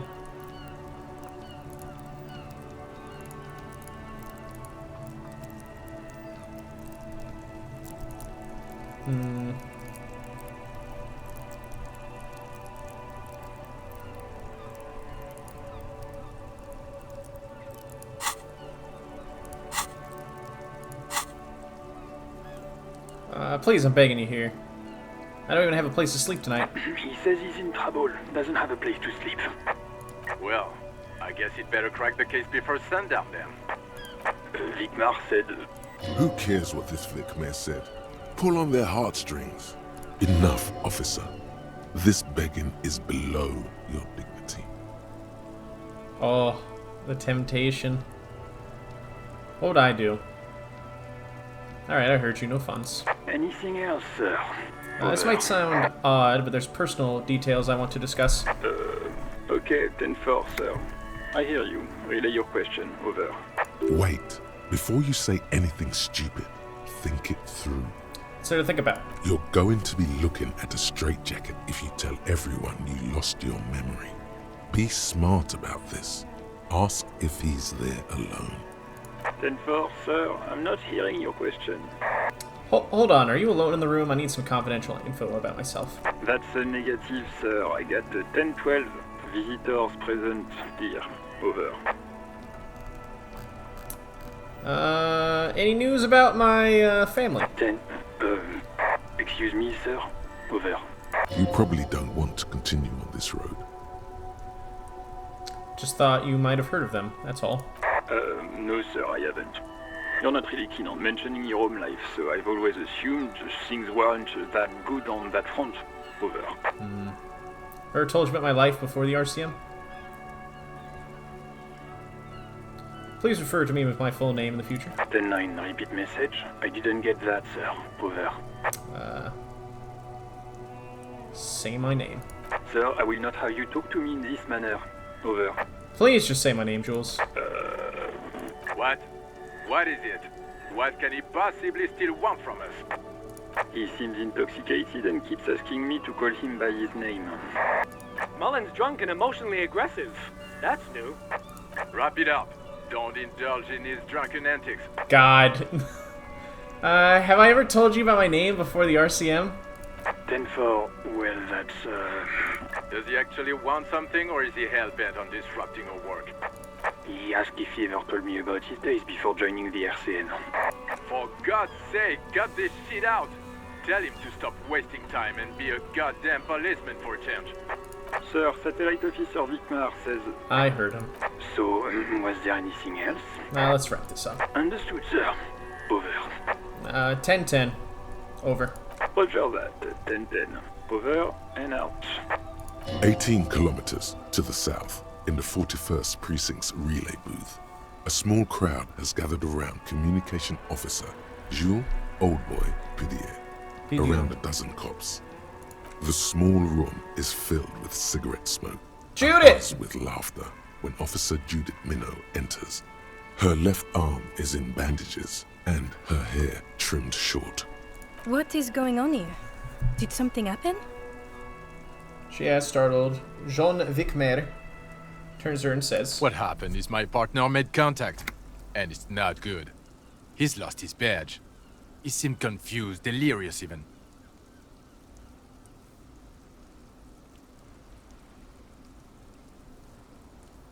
Oh, someone added me. That was a cursed image. It was cursed. Seal horse. Mac, the torso Torson, is finger-fucking his fist, laughing hoarsely and apparently telling some dirty story to his partner, Chester McLean, near the entrance. Yeah, Mullen was fucked, alright. Sounded fucking drunk to me. Source. Yeah, Mac's right. This was some gnarly shit there. I mean, before he started begging for money, it was... Enough! None of this is funny. It's fucking sad. That's what it is. He's a cop. He's one of us, goddamn this. We must help him. It's a quiet firmness to her voice when she speaks. Yeah? How do you fucking plan to do that, huh? Get him off the drink? Go jogging with him in the morning and get him on carrot juice? He's a lost man. I just know we can't give up on him when he's at his weakest. He wouldn't. The crowd in the room started fidgeting uncomfortably. Someone's trying to slip out unnoticed. Mac, man the door. You know what he told me? I don't want to get better. I want to get worse. Those were his words. This shit does not leave this room. Not a word of this to the captain. Or anyone else. We'll give him a couple of days to pull his shit together. I guess I can hold off the report for a few days. Old boy lights another cigarette. Good. Okay, everybody. Nothing but a prank call here. We all got our laughs. Now get back to work.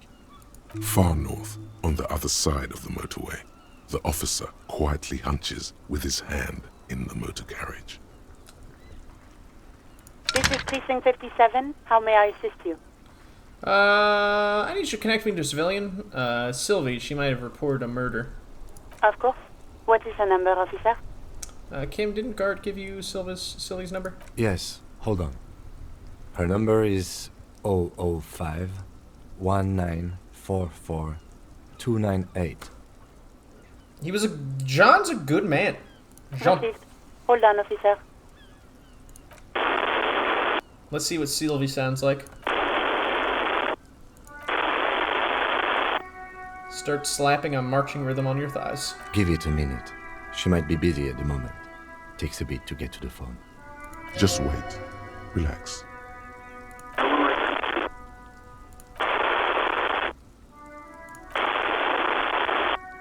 Officer, I have Sylvie Malaika on the line for you. Yes, hello? Hello, this is the police calling. I have some questions for you about your last days at work. Oh, right. Hello, officer. What can I do for you? You can hear resentment in her tone. She's not thrilled to be talking to you again. Continue. There is no resentment in her tone. She wants you to ask her out. No question about it. You quit your job at the Whirling? Why? You mean, why did I leave the bar? Electro, stop! Honestly, I'm not really comfortable discussing it with you, sir. Why not? Why aren't you comfortable discussing it with me? Let's just say I left because I needed to get away from someone. Did you leave because of Gart? What? No, why would you even think that? He told me that he asked you out. You're saying it didn't happen? Please, don't bring Gart into this. It's none of your business. I already said I don't want to talk about this. You're messing everything up again. Was it you who called the police? No, not me. Why didn't you call? Didn't the corpse behind your workplace bother you? What? Of course it bothered me.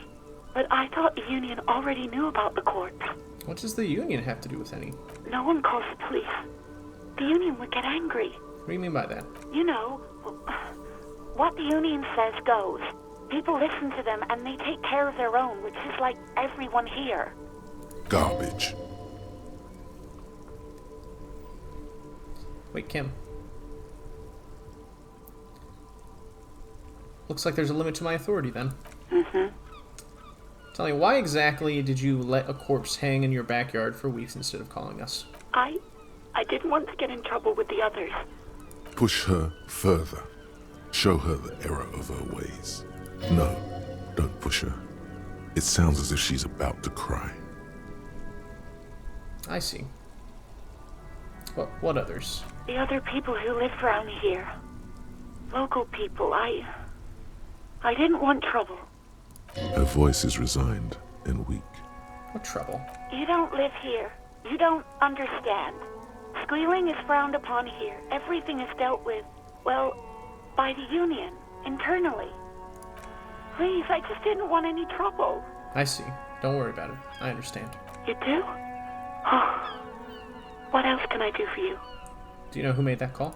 No, sorry. I don't. Not a lot of people have phones around here. Copper thieves take the wires. People don't have the money to have the cables put in again. They use the union's phone, or the one on the coast. So the union has a phone, and there's one further down the coast. Got it. It was someone else. We'll find them sooner or later, officer. It just might take a while. Classia. Yeah, go on. Have you seen my badge? Yes, I know who you are. You're a police officer. The law. This exact conversation has happened before. Establishing authority before this young girl seems to have been important to you in the past. Don't go there again. My badge is missing. Have you seen it anywhere? Oh, no, I haven't, sorry. Real policemen have uniforms too, by the way. Where's yours? Kim doesn't have a uniform. He seems real to me. He's in plain clothes, voluntarily. It's different from not knowing where your uniform is. There are officers who wear the signature Perseus black uniforms to the highest ranks in the RCM and end up buried in them as well. Others do it more casually. Looks like you're one of them. Have you seen my policeman uniform? Uniform? I never saw you in any uniform. You had your things on. The disco things. Classic. Somewhere in a dank rental apartment, 2 police officers stand in the dark. Trash and liquor bottles cover the floor. Things are not good. One of the men, trying not to slip on old newspapers, makes his way to the window and pulls the curtains apart. Roaches scatter as the light comes in. God damn, Officer Michelle Elfboy Williams speaks to himself.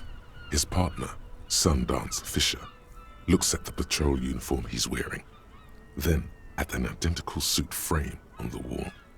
It's blue and covered in dust. Let's get the fuck out of there. He turns to Williams. He hasn't been here in days. Ah.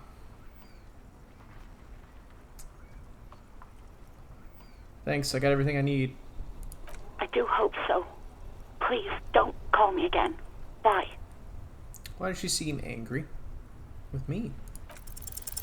Yes, you have obviously done something to upset her at the Whirling in Rags, when she was still working there. Wait, before you go, you're mad at me, right? Tell me, what did I do? I can't remember anything. I'm not mad, it's just... You were so drunk and so emotional all the time, and then the skua thing happened. It just made me want to quit. What skua thing? The stuffed bird. The great skua. You threw it against the wall while screaming, "Fuck that bird," and laughing like a maniac. No. I think you said it had been giving you shit ever since you got there. Why do I always end up screwing? Why do I always end up screwing everything? Sorry, why do I end up screwing everything up? It was a pretty bird. There since I started working in Whirling. I really liked her. We call her Scotty. Oh no. There's genuine sadness in her voice. So you're telling me that I was the one that made you want to quit? Yes, obviously. You were the worst client I've ever seen. And I have seen so many assholes in this place. I've had sailors fighting, union guys grabbing my ass, kids stealing booze.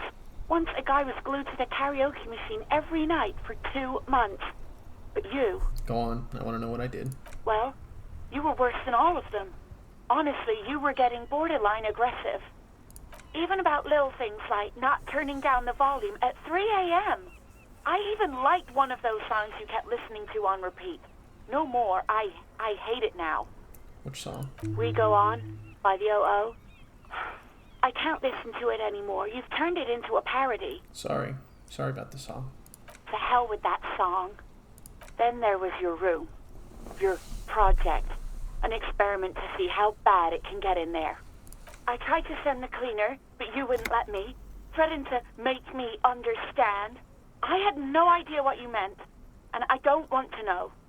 And then screamed something about how you're a piece of shit human being, and why does anyone even let you work as a policeman? That you'd fire yourself, but you can't even do that. I'm sorry. And then I had to deal with your toilet. The one you clogged with police documents, causing water damage downstairs in the kitchen. I won't even mention you waving your gun around, harassing customers, threatening to sing karaoke, threatening to kill yourself. Police documents? The ones I had to wrench out of your toilet. What happened to them? Damn it, I don't remember what I did to your damn papers. I don't remember every little thing I do. Especially when there's a hurricane loose. It's your fault for losing them, not mine.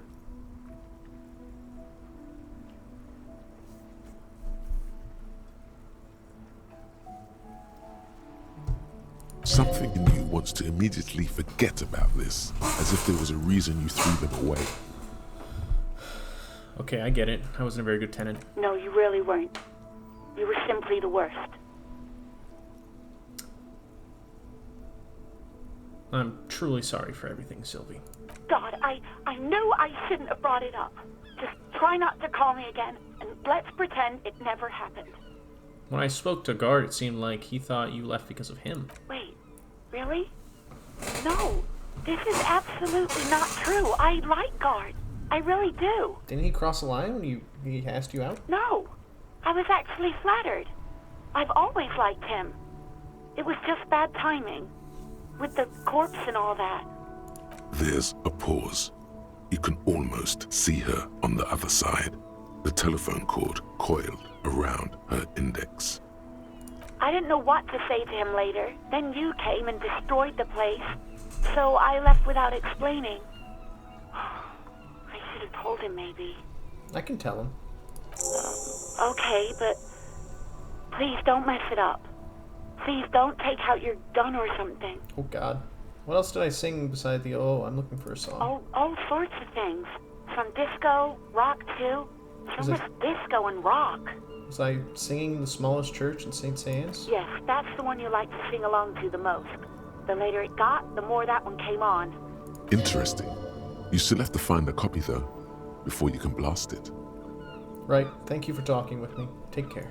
You hear a sigh of relief on the other end of the radio. Wordless, the call breaks. Then, the already familiar voice. Anything else I can help you with, officer? I'm done with the radio for now. 57's over and out.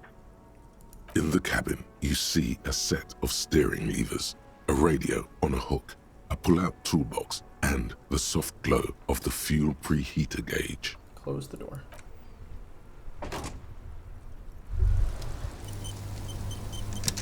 Hey, so we've been monitoring you internally, and now we know your Copo type. They're Copo types? Yes.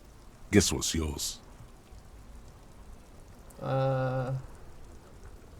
Sorry you had to monitor me. Okay, just for the length of this short demonstration, please say something that isn't, I'm sorry. Guess. What is it? Sorry, cop. Yes, sorry, cop. The cop who's sorriest.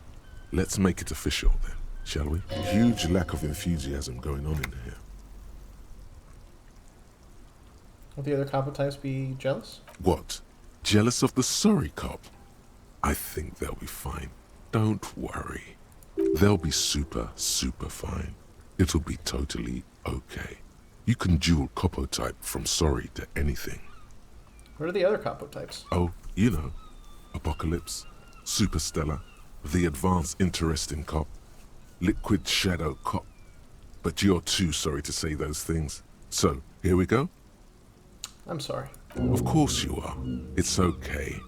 See if you can get something out of this, like info. Or maybe every time you say you're sorry, you get $1 million. Yep, there it is. That won't happen. That's the one I was going for. That's the one for me all along. You're one sorry piece of shit. A cop penitent, a flagellant cop monk.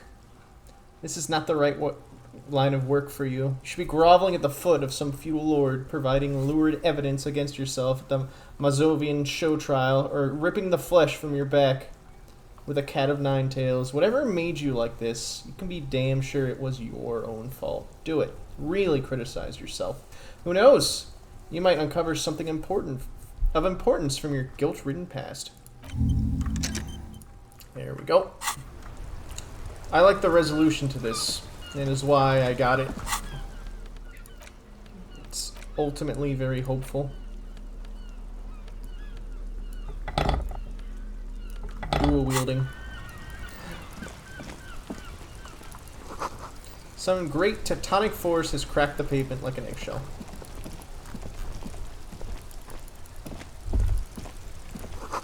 Damage looks like it could have been caused by an earthquake. Maybe a sea monster did this to the plaza. There's bottles inside. You could pick one up if you had a bag.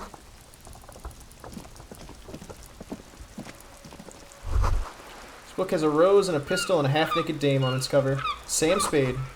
Appears to be erotica without the actual erotica. On the cover stands a very muscular man surrounded by flames. The man from Hemendal in the wildfire. To think of the secrets behind that wood. The secrets! Myriad! Dancing in the light! I need to get a Tarj bag. Haphazardly litter the surroundings. This guy. Welcome to Revachol. The remark isn't addressed at you, it's addressed to the lieutenant. Hey, why are you addressing my partner like that? Don't you welcome to Revachol me.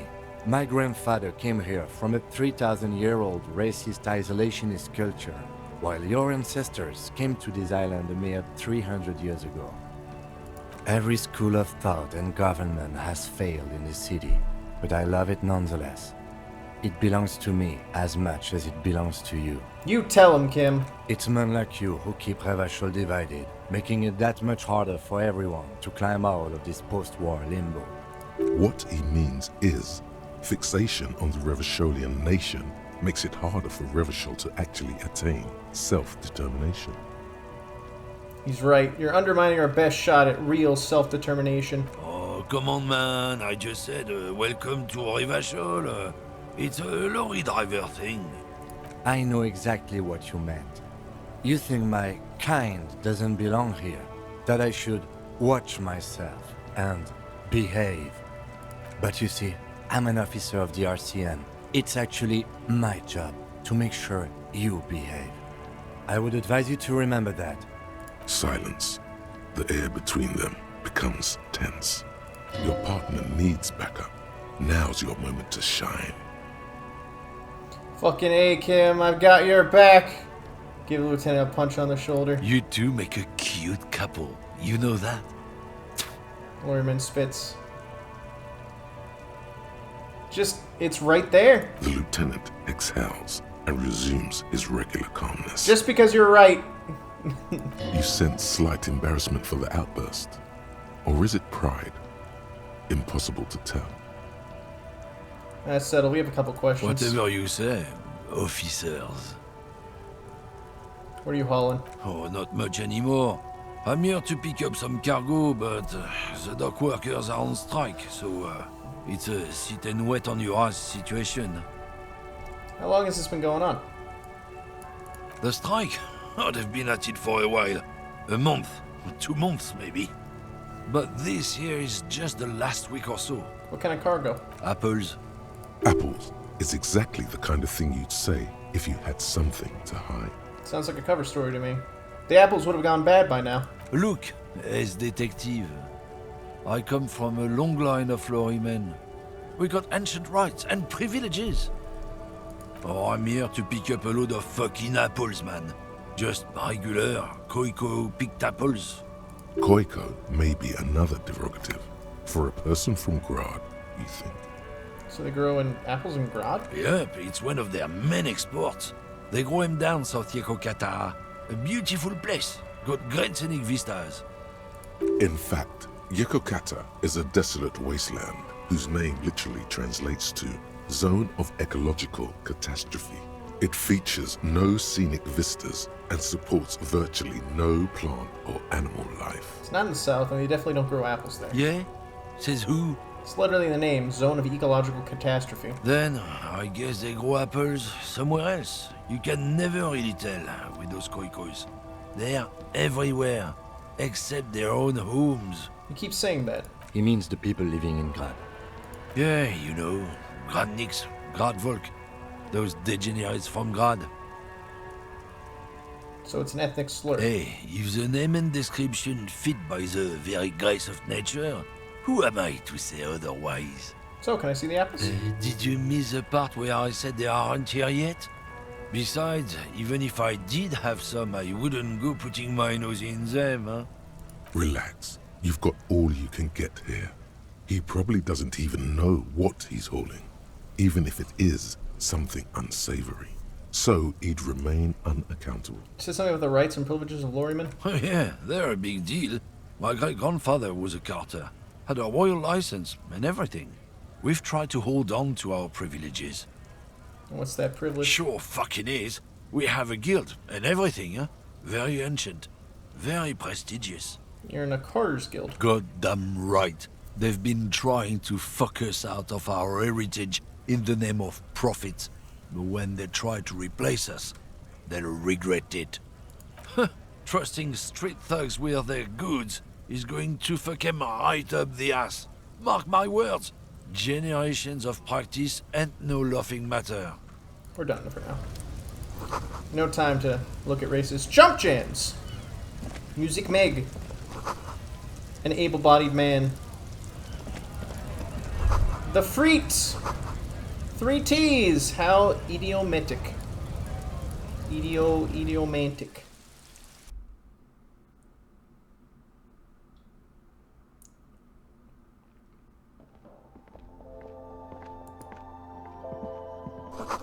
Yellow roses, dozens of them, tulips too. A melancholy pop song plays on the radio. The tear machine stands in the corner. A sign says 1 bottle equals 10 cents. Oh, that's the tear machine. But what is it? It's a machine for tear. You know, you find tear outside, like bottles or whatever, and put it in the machine, then it gives you money.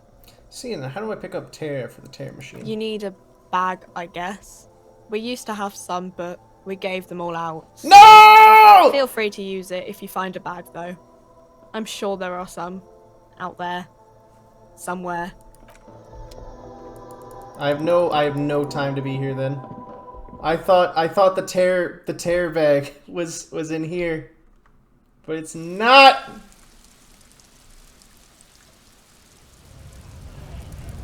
Run, Scott, run! Run, boy, run. They're coming to get you.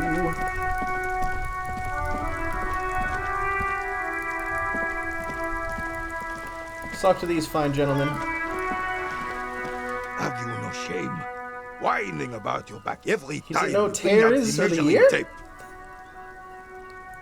René, you're a man with a fork in a world of soup. Please, let's just try to enjoy the game, alright? Sir, I want to eat your sandwich. I'm trying to, but you keep breaking my concentration. You're old. I can see that. We're both old. Now stop grabbing your ass like it's a girl. These manly men are playing balls. This is a ball game. Grab a ball and play it. Don't ask questions. Shoot first. Ask questions. Follow the wall up and left. Okay. That's the spirit. Don't even waste your breath asking about the game. They wouldn't know anyway. They're way past their prime. Grab the ball and show them how it's done.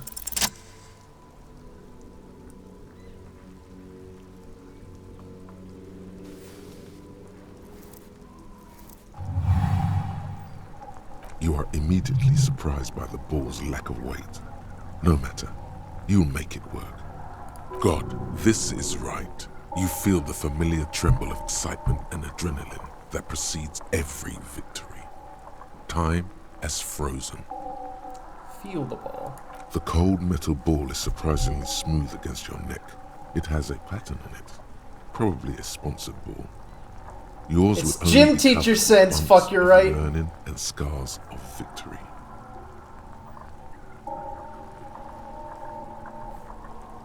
Already, your muscles are adjusting to the weight, the nervous system calibrating, until you and the ball have merged into a single entity. The man ball is ready. Taking the surroundings. A chilly breeze ruffles your hair as you stand there, feet firmly planted. All sounds, smells, even the wind, everything fades until the only thing left is the union of man and ball. It's the last time for one last glance inward. Who am I?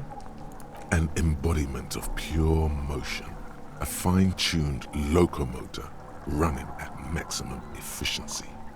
Some would still say you're a cop, but I guess we're beyond that now. The inertia can be contained no more than a bullet leaving a gun. Let go. Be the bullet.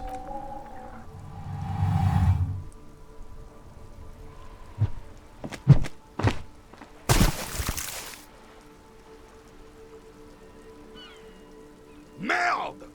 Bordel de merde! A whorehouse of shit? It wasn't whorehouse of shit.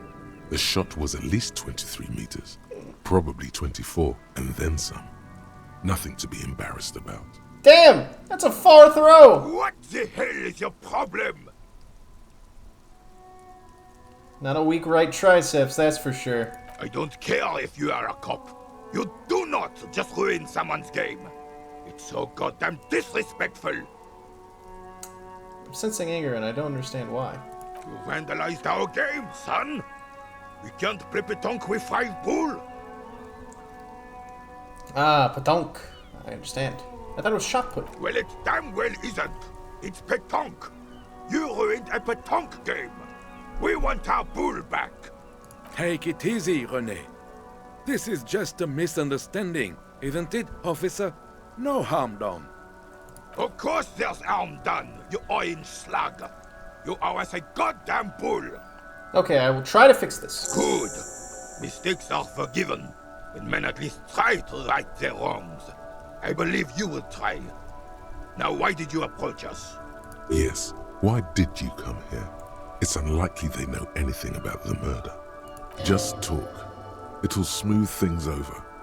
Old people like attention. Do you know about anything about the man hanged in the backyard of the Whirling Rags? Unfortunately, I don't. And like most of the locals, I have no qualms about assisting law enforcement. But this affair has passed me by completely.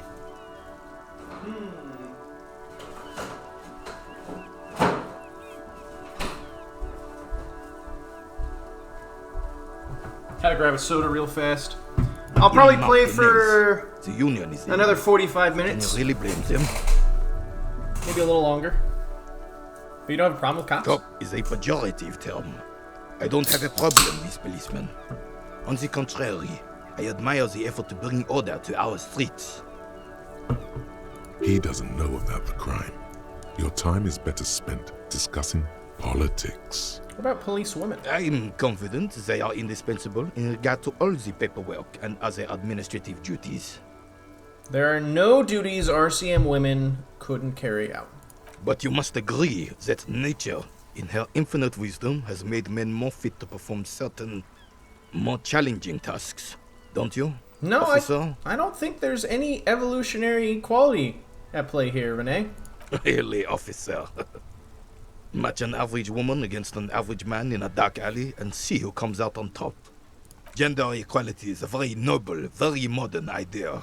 But in real life, primal roles prevail. Renee, you're misogynistic? I'm not surprised. But I am disappointed. You seem to be playing in a crater. Yes. The terrain here provides an interesting variety to a familiar game. Do you know what created it? This is why you get cucked, Renee. I do. Fire from heavy artillery. Don't think I forgot, Renee. I remember your sorrows. Okay, it's a crater left by artillery fire, but why? Why what? Why was heavy artillery used? That is a fucking good question. Because that's what happens when communards hijack your country, execute your supreme leadership, and turn your capital into a slaughterhouse. You use heavy ordnance to clean up your home. Who are the communards again? Commies, communists, socialists, anarchists, call them what you like. They just chose the name to feel special. Senseless sentimentality. The bull is among us. God! Did you forget? Did you use artillery fire against them? Sadly, no. It was the foreigners who brought them to their knees. We fought valiantly. Too valiantly. So valiantly we got licked. He had squeezing a bull in his fist. Should have fought dirty, like they did with their suicide sex cult propaganda and mad anarchist women strapped to shrapnel bombs. We didn't though, and we lacked caliber. God bless him, but the suzerain's cannons simply weren't big enough. It was probably a bit more complicated than that. Why shell them here in Montanez? Because this place is a damn beachhead. Had to soften the commies up first. Beachhead? Yes. The military coordinated amphibious landing to take back Revachol.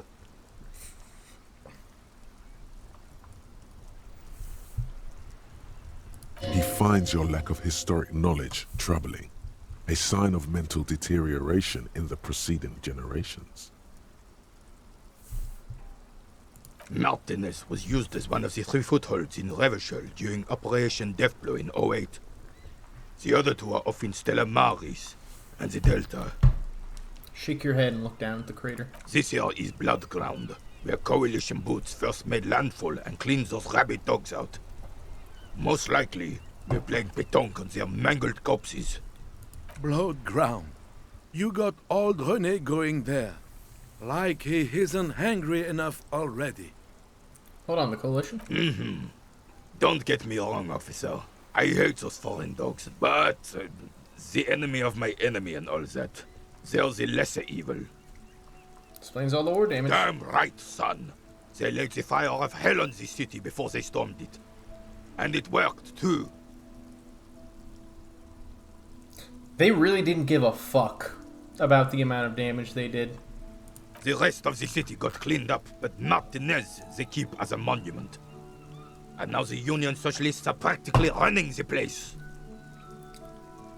Thinks about overseas. Well, it's your own damn fault. You, we, the Coalition, Revachol, whoever you want to blame, never finished the job. Officially, the party never surrendered. Of course they still hold influence.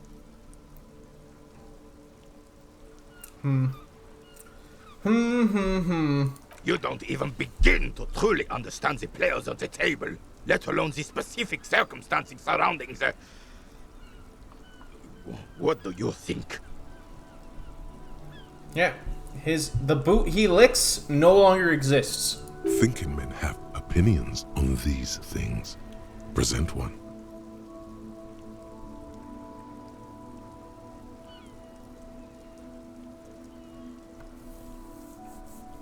Soft socialists paving the way for the hard working class to take over. Preposterous! Oh, you don't mean it. I'm sorry it had to be them. After 8 years of fighting those commie hyenas, boiling cats for food and drinking my piss in the mountains,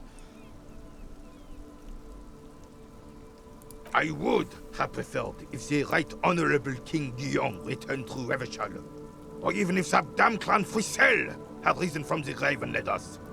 Sadly, that was not the case. Frizzell, not Frizzle. This royal failure weighs heavily on him. Instead, all that is just, holy, and beautiful in the world was wiped away, and now it's neon signs with toothpaste ads everywhere. Foreign influence peddling garbage and stupid music on the radio. I licked with my pistol.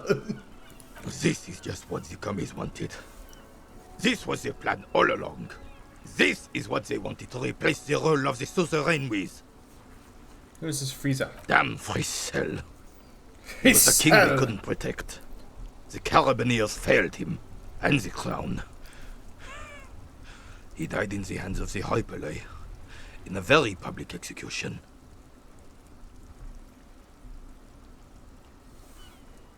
He slouches as he says that. It makes him smaller, admitting they left the king to the mob. A true king in both blood and mind led Revachol before Frisel. Isn't he still around? But the damn commies drove him into exile. Somewhere. Some manner of self-deceit is present in his thinking. Sounds like this Guillaume abandoned him, and he doesn't want to admit it. Oof. The suzerain is the king! Has everyone forgotten already? They've forgotten already. Soon, they will forget everything. Him too. Then he chooses anger. Yeah, thinking about this, it really goes into the theme of fading away that is at play with this setting, especially with the Pale. It's no use talking to you. You were still in Daddy's balls when it happened. When we took our last stand against the filth and rode the cavalry straight into gunfire. Everything is fading away. Let's fucking go! As Rennie Are you fucking kidding? Back, the medals on his chest rattle and glare. He keeps his spine straight. I'm playing the lottery today! Displaying them proudly. No cheats, I promise. No cheats! No cheats! 2. The larger one is shaped like a cross, while the smaller medal resembles the sun. Look at the cross. A crowned head in front of 2 crossed rifles. The medal hangs from a blue striped triangle. Yep. That's right. I'm playing it keen! A crowned head. Yep, I was just straight up just like, had nothing. A crowned head in front of those two crossed rifles. The metal hangs from a blue striped triangle. It's the Croix de Bravoure, Cross of Valor. The cross was the highest battlefield decoration in Suzerain's armed forces, awarded for exceptional bravery in the line of duty, in service of King Frizzle I. Ah. Yeah, that explains it. A small blue star inside an orange sun. It has the word Valiance written below. The setting sun was a decoration used to distinguish seasoned combat veterans in service of King Frizzle I during the Revolution. Did you get them? For bravery. Ah, bravery. It's a conflicted topic for the old veteran. There must have been a number of controversial episodes in his service days. That's what I was going to say. Bravery? I'm sure, but I know this uniform's reputation. You are also wondering if I got this for raping women or killing babies. So did you? Honor is everything to me. It says with grim finality. Whoa. Sounds like you're about to open the gates of conversation. This man will literally talk your ear off if you let him wander off to memory lane. So what'd you get the medals for? For doing my duty in the heat of battle. For looking my mortality in the eye. When men like Gaston here hid in the bushes and shot themselves. He saved some muddy princeling who foolishly strolled into the front line in his gown of velvet and gold. Saved a princeling? It was on the first months of the revolution here in Revachol. Unrest was spreading like wildfire. Marauders had taken most of the Couronne and were getting really ambitious. King Frizzle thought he could end it all in one decisive strike. Sent his cousin, Drisson, to put an end to the unrest. Alas, the young Drisson was all piss and no vinegar, wearing a tunic of purple velvet and cockatiel feathers to battle. Even his rifle was gold-plated, shone from 5 clicks away. Can you imagine the asininity? Purple velvet tunic. That isn't exactly camo. To keep the long and bloody story short, Drisson marched us against the partisans in Couronne. And when I say marched, I mean made us walk into captured enemy territory, single file, like toy soldiers, while he rode in front on his giant red stallion. The rebels were smart. They let us come real close before opening fire. Suffice to say, it was carnage. Pretty damn clever indeed. I got shot in the left shoulder and went down. Just a flesh wound. But just as I turned over, the prince fell into the mud next to me. He was missing his lower jaw. Then his horse, driven mad by the noise and smell of gunpowder, stepped on my leg and shattered my knee. Hang on to the story. Veterans get sentimental after such retellings. This might yield something useful. Yoink.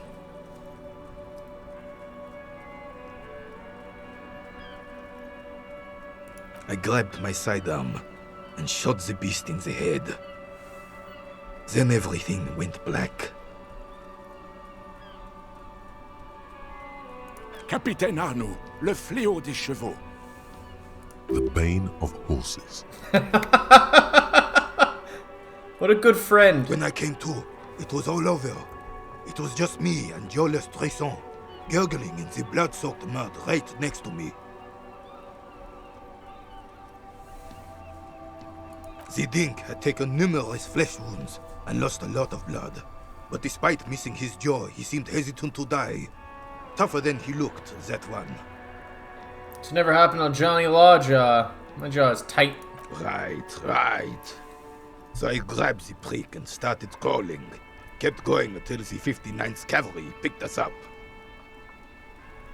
Through some miracle, We both survived.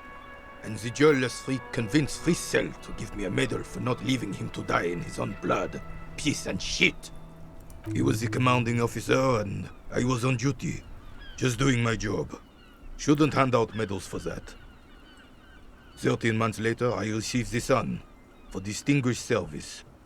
It's not worth mentioning. You sense he's downplaying it. He did a lot more than his duty. More than anyone's duty. It's in his spine, in his billowing breasts, and untarnished self-worth. Sounds like you're being modest, Renee. The old carabinier stands quietly like a statue, his features motionless. What Monseigneur Modesty is not telling you is that he crawled over 7 kilometers before the cavalrymen found him and Drizant. 2 days later that was. And that even whilst crawling with a mangled half-dead prince on his back, he still managed to murder 3 rebels on his way. Is that pride in his voice? It's deep down, but maybe even unbeknownst to the man himself, it's there. I think this dude pissed the old communist off a lot, but he didn't take the shot after all of these years. For some reason.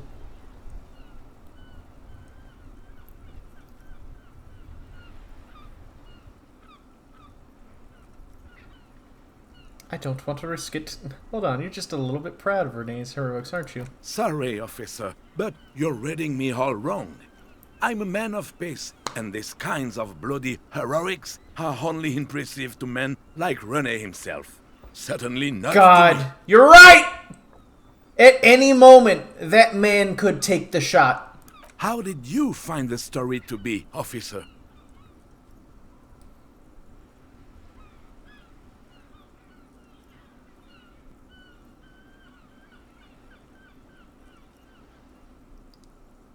Quite impressive. Maybe, but also bear in mind, officer. They don't end this out for anyone with a service record. Love did him in.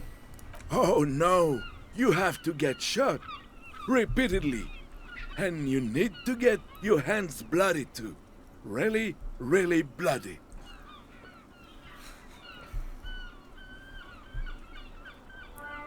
Do not speak of what you know nothing about, Poltroon.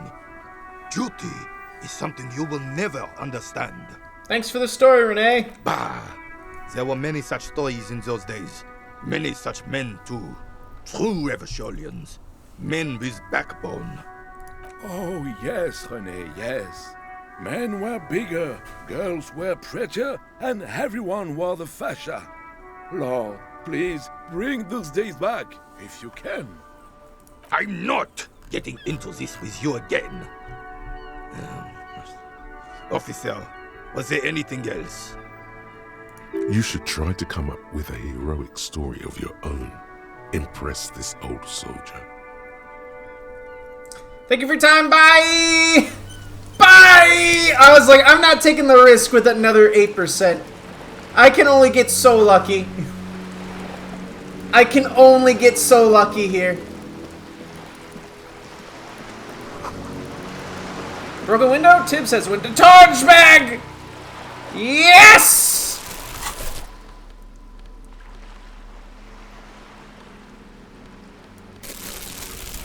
No, I'm greedy. You better watch your mouth around me, boy.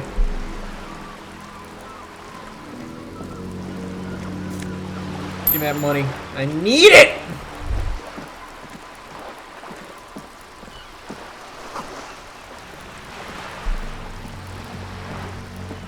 Thanks, CC.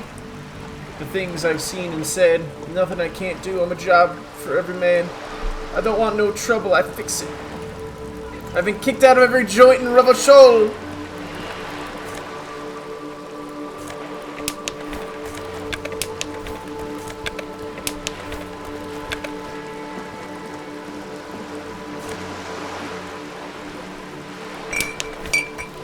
I'll take it all! This coin-operated viewer is facing south. The instruction manual says to insert 25 centimes and pull the handle while looking inside. Then use the focus knob to zoom in if necessary. Why place a tourist attraction in the middle of such poverty? Why is the tourist attraction doing here? There was a revitalization project in 49. A design studio tried restoring Martinez to 2 its years. pre-war glory. It didn't stick. They got as far as the street lamps and the statue on that intersection. Then something went sour. I suspect that something was Eva Claire, the union leader. He muscled them out. It's how it usually goes around here. Can't we do something about it? We should have done something about the union 10 years ago. That ship has sailed, officer. Yeah, it's gonna be kind of rough. All things considered.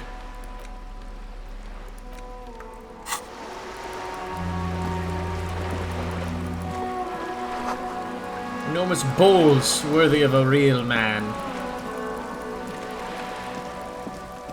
Hello, miss. Hello, sir. Step right in. She has art! The door is open. Hello.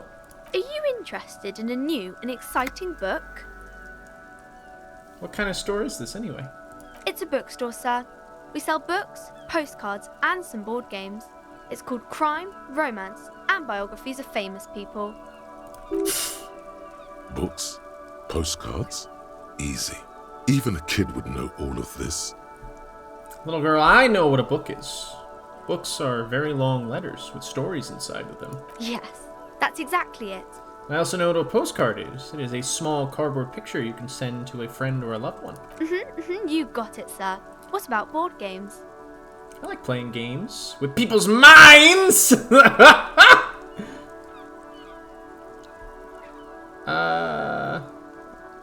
Please don't have time for games. Okay, sir.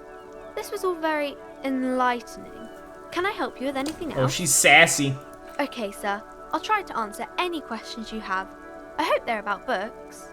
What is this crime business? Crime fiction is about murders or burglaries or things like that, and the work of a policeman or a private detective who's trying to solve a crime and catch the criminals. Okay, I get it. Crime murder gets the people going. And it's kind of like a puzzle too. You can guess who the criminal is or how the good guys are going to catch him. I'm a policeman myself, by the way. You don't look much like a policeman. No, what does a cop look like then? Didn't mean to offend, sir. Sorry, sir. It's just that you don't look like Dick Mullen. It's not about your body that's important to police work. It's your head. Yes. No, it's your soul. Your blue soul. Not head, child. Heads.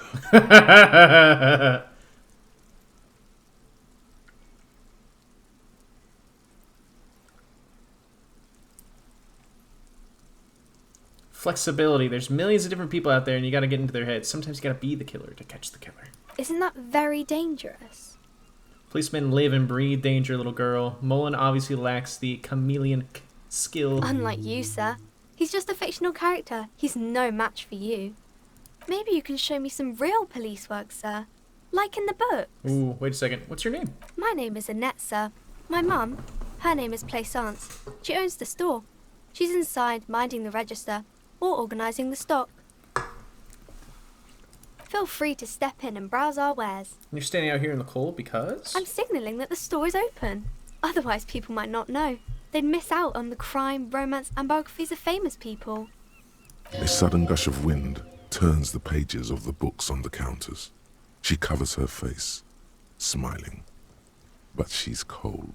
You're cold. Can I help in some way? Kind of you to offer, sir. She doesn't know what to say. What could you do to help her anyway?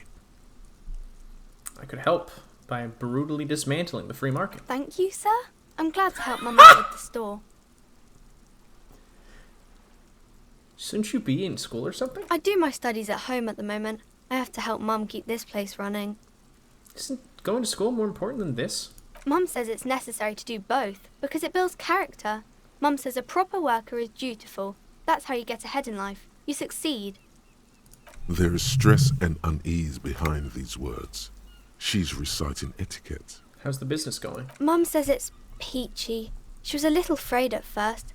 There's talk about this house being cursed. Behind her, the window has been boarded up. You sense the boards creaking, twisting for a second, and some kind of doubt in her tense shoulders. Cursed in some way? Cursed in the way that makes them say that no business has ever really thrived here, sir. That they all go... bankrupt! Exactly. But we've been doing fine so far. Ass up! I don't think curses are real. They shouldn't be, but they seem real. Anyhow, they say that these grounds are doomed for businesses. But your mother should learn from their mistakes. Of course, sir. You can stop calling me sir. I am but a working man. No, sir, I can't. It would be too tiring to refrain from it. It's already tiring enough to remember to say it all the time. It's nice of you to say I could stop, though. I get it. I, for example, can't stop making this face. That's a friendly enough face. Most of the time. Most of the time. Alright, I'm going to deduce something. The girl keeps her hands folded, hidden. Why is that? Hey, why do you keep your hands folded? What do you mean, sir? She looks wary. She knows where this is going. You don't need to be worried. I'm here to help. She looks around anxiously. Her hands remain folded in front of her. She doesn't want to show them. The lieutenant stands by, looking at the two of you with little interest. A facade of true professionalism. He is far more intrigued by the situation than his poise reveals. As soon as this is done, you heard me, hands up. She brings out her reddened hands, her nails frayed, nearly chewed down to the flesh. You bite your nails. And you knew this from me keeping my hands folded? Yes. Well, that proves nothing. Anyone could do an easy deduction like that. Rise flash with defiance, but she's not impressed. She actually is impressed. This is more like a defensive reflex. Want more? I bet I can figure out why you bite your nails. I got a few reasons in mind. She nods, half provocative, half enthusiastic. Child labor. You're uptight because of your mother and the pressure she's putting on you. Maybe so, sir. Okay, I know it's a bad habit, and I shouldn't. Either way, another ace detection by the #1 detective in town. It was okay, sir. She's got the rebellious streak. There's more that can be achieved here. Ask her to do the same. To do something about me. You're quite sober. She snaps back quickly. The lieutenant does not flinch at the comment. He does not flinch even a single bit. He is intensely not flinching. It takes effort. And I'm having a grand time! I'm also sad my head hurts. I'm sorry, sir. I hope things get better soon.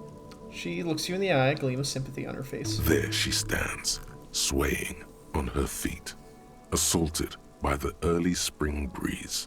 She smiles at you. The whole situation suddenly feels familiar, somehow. There's something you're missing. Why does this feel familiar? Because you know each other.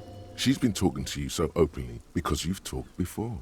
Hang on, so you know me. We've met before. Yes, I stand in this spot all the time. You've been running around all week without your shirt on, sir, apologizing to everyone. I don't really understand what you've done wrong. Did I ever talk to you? Of course, you stopped by a few times. You certainly look better than the last time I saw you. Thanks, I'm trying. Yeah, I can see. You don't have party eyes anymore. Oh boy. Party eyes. Yes, of course. That makes sense. I'm not surprised children have seen you running around with party eyes on, he thinks. Not at all. You know, like a cat in the dark, all big and wide-eyed. It certainly looks odd on a man. The swiveling eyes of a loony drug addict. That is what she meant. You were probably gurning too. No. Fuck yeah. You should get some party eyes right now. Snap those sequins on you, boy. Grips! Throws electrochemistry! Away with thee! Does that mean I've been partaking in narcotics? Oh, baby. That's not what you have to worry about. Worry about the important thing. So why didn't you tell me you knew me to begin with? I didn't know I had to do that. Thanks, I've learned something about myself today. I'm glad I could help you, sir. What is romance? It's the type of book where there's a rich lady and she has to choose between the good man and the bad man. Or there could be a story about a poor lady getting a rich man. It's about man and lady business, sir. What about a book where the man and lady business doesn't work out at all? I haven't read many of those. Maybe you should ask Mum. Yeah, you think she has one about an excruciatingly painful breakup? I don't think it's a romance story if the main characters break up, though.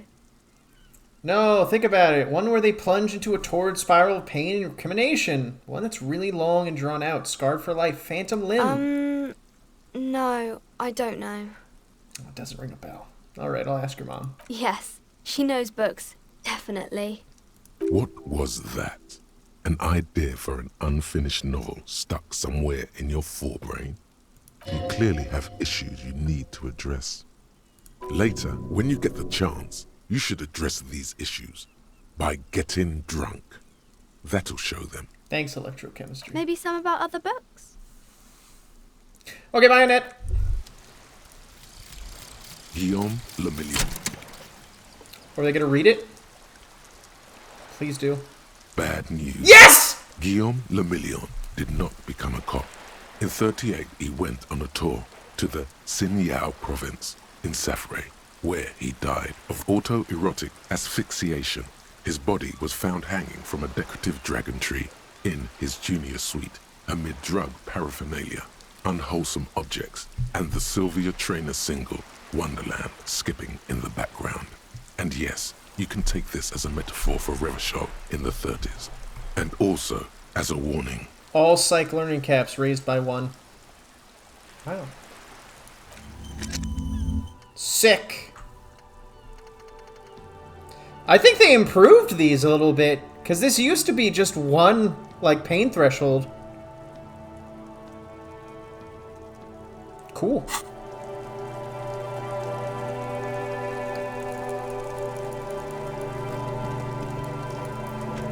Quick, we have a ledger to get. You see a set of tire tracks in the brown slush that covers the plaza mosaic. Cop habit. You look at everything. This isn't case-related, you think. What kind of vehicle drove through here? Hard to say. Your vision is blurred and you're having difficulty concentrating thanks to your relentless hangover. Visual calculus. The tire tracks were left here by an unknown event that took place some days ago. It's a message, written in the language of burnt rubber. Some of that rubber stuck to the tiles right in front of the whirling in rags. This is point A. The driver started there, and then accelerated straight into the fence, left a hole big enough for the Franco-Nigerian cavalry, according to the cafeteria manager. Why that pang of guilt again? The hole in this fence doesn't look that huge. The hole is not that impressive. He was exaggerating. People blame cops for everything that goes wrong in the world. This has nothing to do with you. As a matter of fact, you don't even know why you stopped here. You would never drive recklessly like this, and you don't have a car. What happened next? The driver proceeded to back out of the yard, barely stopping before hitting the adjacent building, before heading south. Must have been in a hurry. A car drove through the fence. You are correct. This is a rather motor carriage-friendly city. Somehow that makes you feel scared. You don't know why. Is this connected to the case? I'm not sure. There are plenty of traffic accidents waiting to happen in Martinez.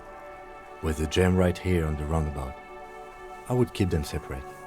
You could follow the track south. There seems to be a canal there. See where they went, if you find the time. I think I got it. Give me my ledger!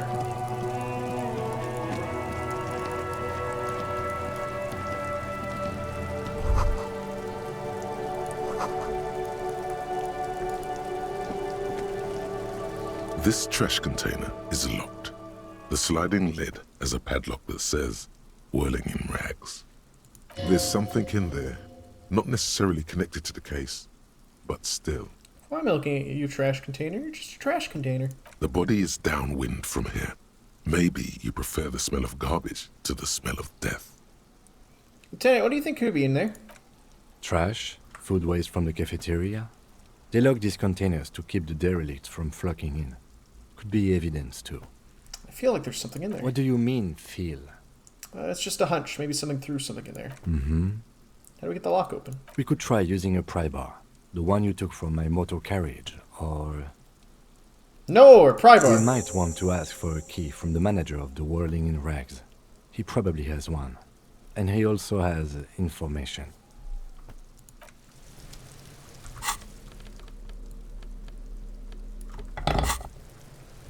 This trash container is locked.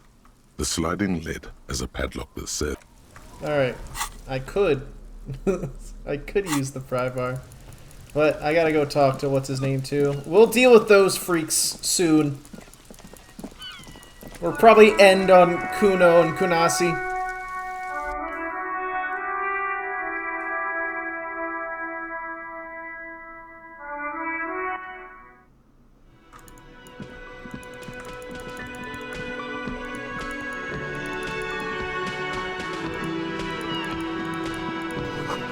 Dishes are dry and they smell of chemicals and pine trees. Alcohol, aroma of spices, alcohol, and tomatoes. A thin man is smoking below an exhaust hood. Kuno doesn't care. Ah, even he has art now. The Whirling's cook. As you step in, he nods toward the table and says something in a completely foreign language. The only words you can make out are Garancy and Kubek. Okay, it's definitely not his name. Whatever you do, please don't call him Garancy Kubek. Please. It's not funny. Oh, sir, I got time for a few questions. The man puts his cup down and replies something, his left hand drawing arcs in the air. You've got some impressive pots there. He smiles and bangs his ladle against each of his pots in turn. It's almost like music, especially with the sounds of assorted dishes boiling and simmering on the stove. You have to say anything else? Stay masculine. Stay hip. Can I help you? I talked to Sylvie. She left because of me, not you. Wait, what? But what about the bird? The bird? Yes, the bird. I found it lying on the floor with a broken wing the morning she left. She didn't break it. I did. I threw it against the wall. You broke the skewer! Rash covers his face. I assure you it was him. It's as if he can't decide whether to be angry or relieved that it was you. Again. Why on earth did you have to break the skewer? I think I have a vendetta against it. I can't believe it. I was so sure it was Sylvie. Even worse, I thought she was trying to send me a message. Symbol of hope and all. That explains it. A tender type of hope. Something stirs in you. Perhaps this is why you broke it. All right. Did she say anything else? About me, you know? Did she say anything about me? She said she was flattered. It was just bad timing. Really? I should give her a call then. Wipes his brow and stares at the counter. Thanks, I guess. Woo! Was there anything else you wanted, or... Or can you give him a moment? Somehow you realize this is not going to net you any professional discounts. Already he's reverting back to defensive. Damn it. Is the trash container out back yours? Mine? No, it belongs to the Whirling in Rags. Thank you for clearing that up. Why do you keep the container locked? Why? To keep the hobos and drunks out. That's why. And the neighbors too. They put their trash there and they don't pay for the garbage company.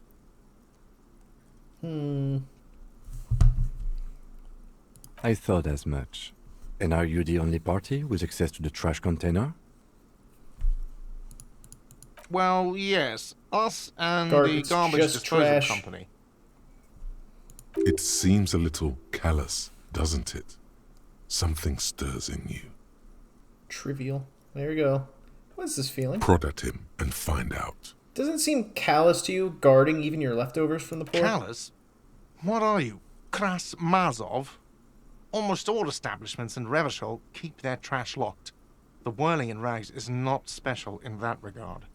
Krasmazov, nom de guerre, Nom de was an guerre. economist and a historical materialist. He was a leading figure on the Grad side of the Centennial Revolution, where he headed the 9-day government.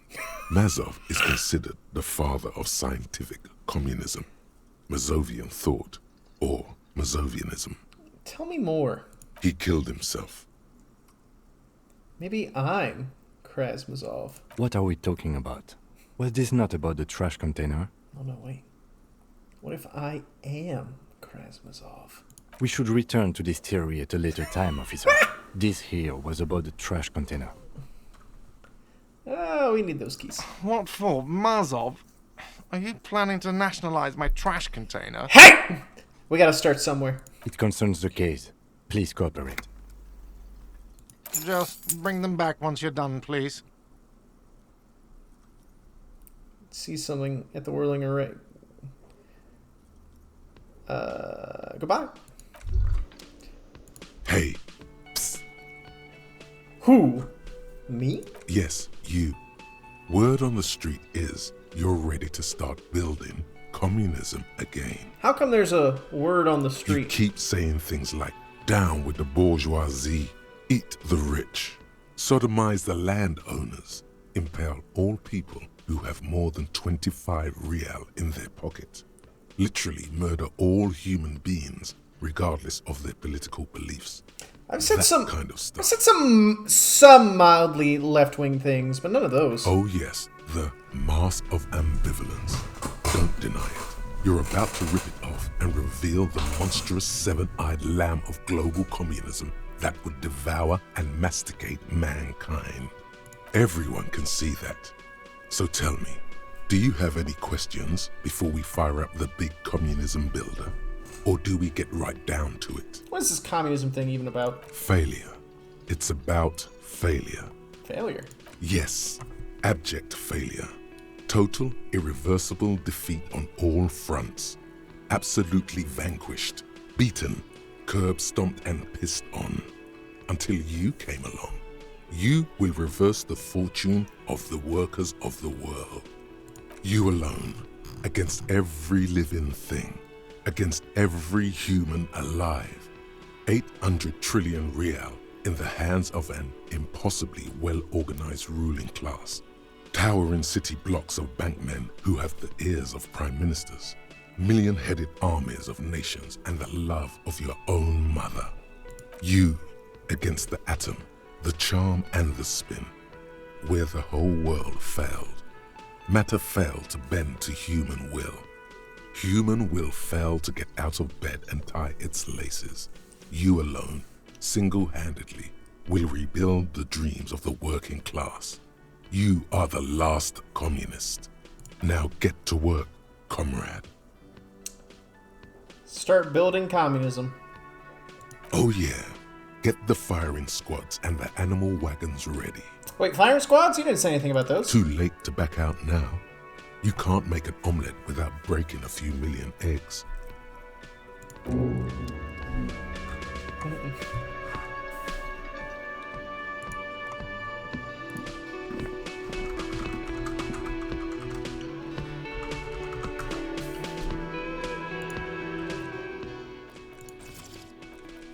Hold up.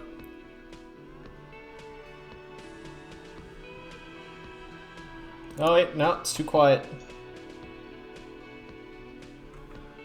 Wait, what do you mean Twitch integration? What do you mean streamer mode? Oh, interesting.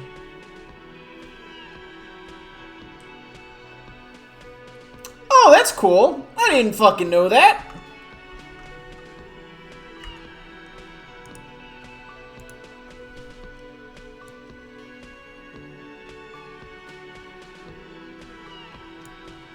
Alright, here we go.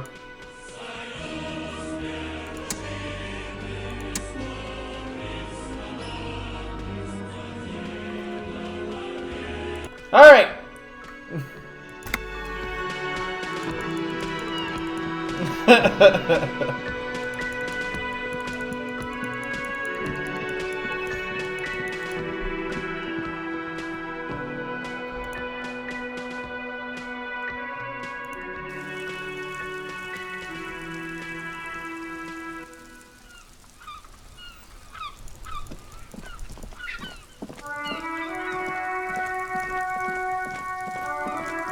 Alright, let's pop this sucker open.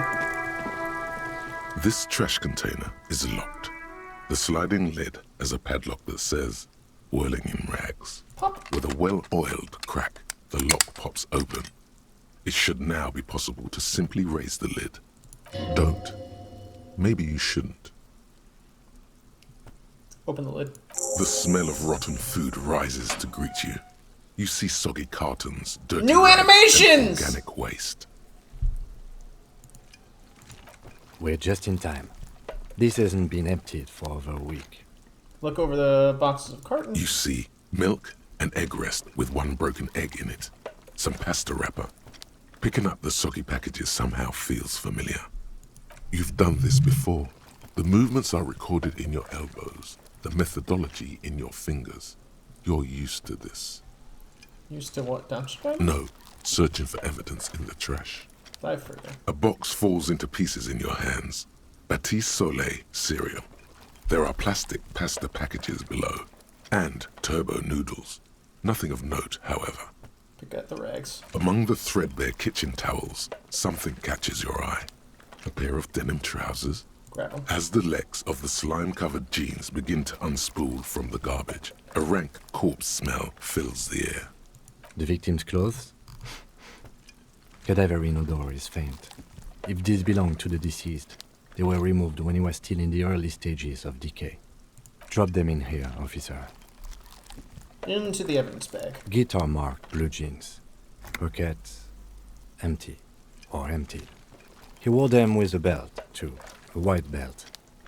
The loops appear stretched, but the belt is missing. That's it. Do you see anything else in there? I have another bag here. Something slimy catches your eye. Reach for it. A drab, long-sleeved shirt, olive-colored, appears from the food waste, dripping with pus. Bag the shirt. This is a military-type overgarment. No label or serial number. This is the kind of rib-knit shirt that's worn over light armor to conceal it in an urban scenario. Anything more? The rest of the rags are just kitchen variety waste. A yellow old mug that catches your eye. But other than that... A towel, a mug, that's it. All right. We should go to Gart again and ask if he knows who put the clothes in the trash. It could be as simple as someone from the hostel cleaning the yard. Or that one. I'd advise against confronting that force. You think someone from the Whirling might have been involved, maybe? Not really. All we know is the victim's clothes are in the trash, the lid was locked, and his establishment had the key. It's just a small loose thread. Yeah, we need to ask the kids who put them there. The fuck's he on about? Kids? You hear that, Kuno? He thinks you're an infant or something. Oh, Lord. See? Oh, God. The lieutenant nods, then looks back into the trash container. Search the food waste. Oh, I leveled up.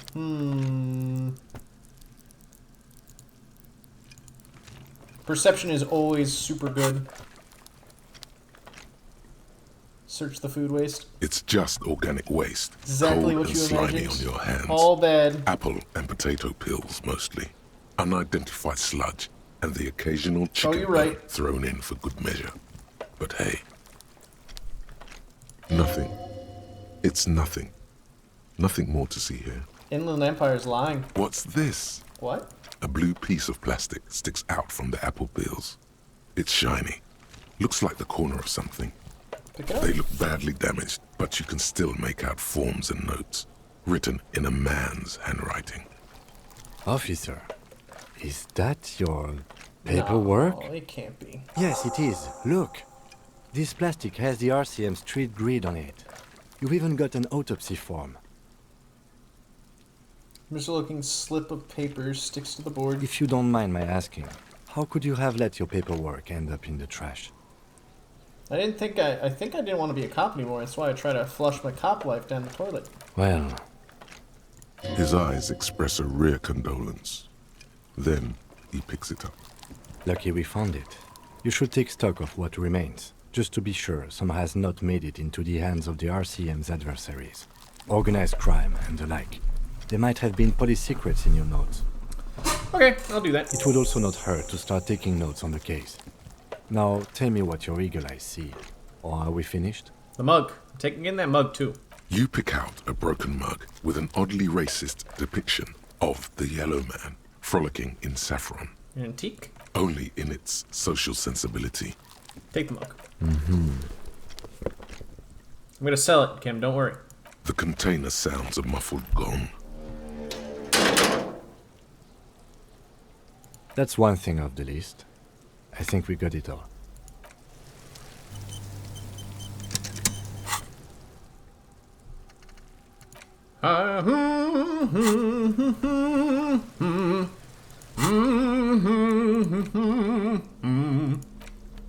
It's just a racist mug. What's there to read here? Not much. Oh, okay. It's the ledger you found in the trash. A pitiful cabbage of white and yellow papers hanging from plastic board, barely held together by a metal clip. This sad display is made complete by the faint smell of urinal cleaner. Anything else? There's a piece of toilet paper, or is it cleaning tissue? No, it's toilet paper. Wait, fire squad? Desperately sticking to the back of the blue plastic Thank you, Moose. clipboard. It's a metaphor for you. I'm sticky. Thank you, waterlogged ledger, for spelling it out for us. Lord, just got it too. Below the pathetics, terror. Do not look into its blue heart. Inspect the toilet paper. It's just toilet paper sticking to the back of the plastic clipboard. You can take it off if you want. Maybe it's kitchen tissue. They look exactly the same. If you want it to be kitchen tissue, it can be kitchen tissue. It's not, though. It's toilet paper. Still wet, the toilet paper, I mean kitchen tissue, sorry. Got it! Off the plastic easily. All you have to do is shake it off your finger, and voila, the ledger now looks marginally better. Inspect the clip. An aluminium block runs the width of the board, biting down on the paperwork. Its crocodile teeth are the only thing keeping the papers together. A regular pencil, the tip worn down to nothing, has been attached to the clip. Run your fingers across the aluminium. The surface is interrupted by a silvery sticker. It's rectangular, sparkling with iridescence. You don't know how you didn't notice it before. Looks like an official mark, made to be low visibility outside the right circumstances. Hey, Lieutenant, what's this? What? That thing. It's a halogen watermark. We use it for adding information to RCM property. Interesting. What kind of info? It depends. Aside from an anti-counterfeiting stamp, mine has my station number and address. The information varies by date of issue. Continue. Maybe yours will have how many cases you've solved. How many years you've been on the force, he's thinking. It'll have that. How can I read it? Any capable light with the right wavelength will do. Like, for example? All RCM vehicles have headlights designed to reveal halogen watermarks. Mine too. This means you can read the watermarks if you just turn the lights on. Oh, that's all. Thank you. Okay. While a bunch of sodden papers sag from the clipboard in your hand, it's a sorry sight. Put the ledger away. I'm gonna...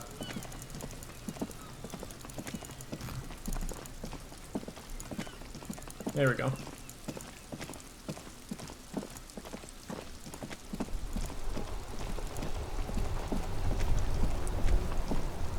Inside, you see a set of steering levers, a radio microphone, a pull-out toolbox, and the soft glow of the fuel preheater gauge. Alright, turn the headlights on. All right. Ready? I turn, you press start. It's next to the preheater. He's downplaying his excitement. The lieutenant is more than happy to show off his precious carriage. The dashboard lights up with orange glow. The rounds per minute gauge jumps, and the engine of the Caprice Canelo comes to life with a whiny growl. Like a leopard waking from its sleep, yawning and roaring at the same time. Look how many cylinders that thing has. 1, 2, 3, 4, 5, 6. 6 hole. It's a V6. The lights unfold with a little click, casting electrical light onto Fat. the ground before the vehicle. There you go. I'll turn them off from the remote once you're done. We just need to stand in front of the machine now.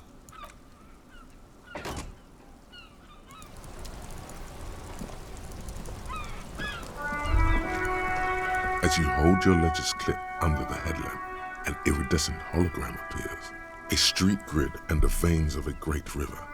A familiar sensation washes over you. There she is. Revachol West.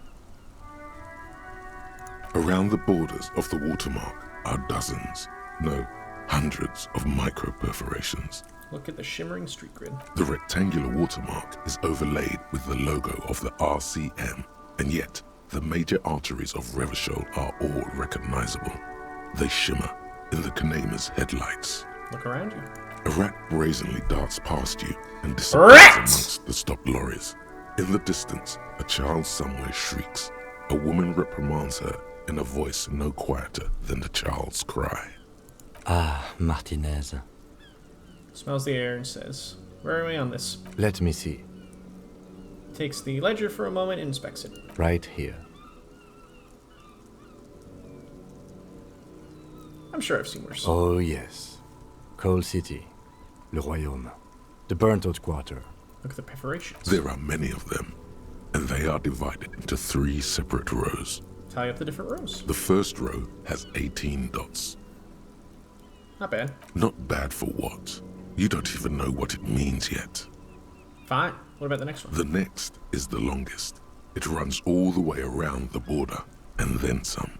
Count them individually. You count 216 perforations. Considering that nice, large number, a wave of pride washes over you. Though you can't say why, precisely. What about the last row?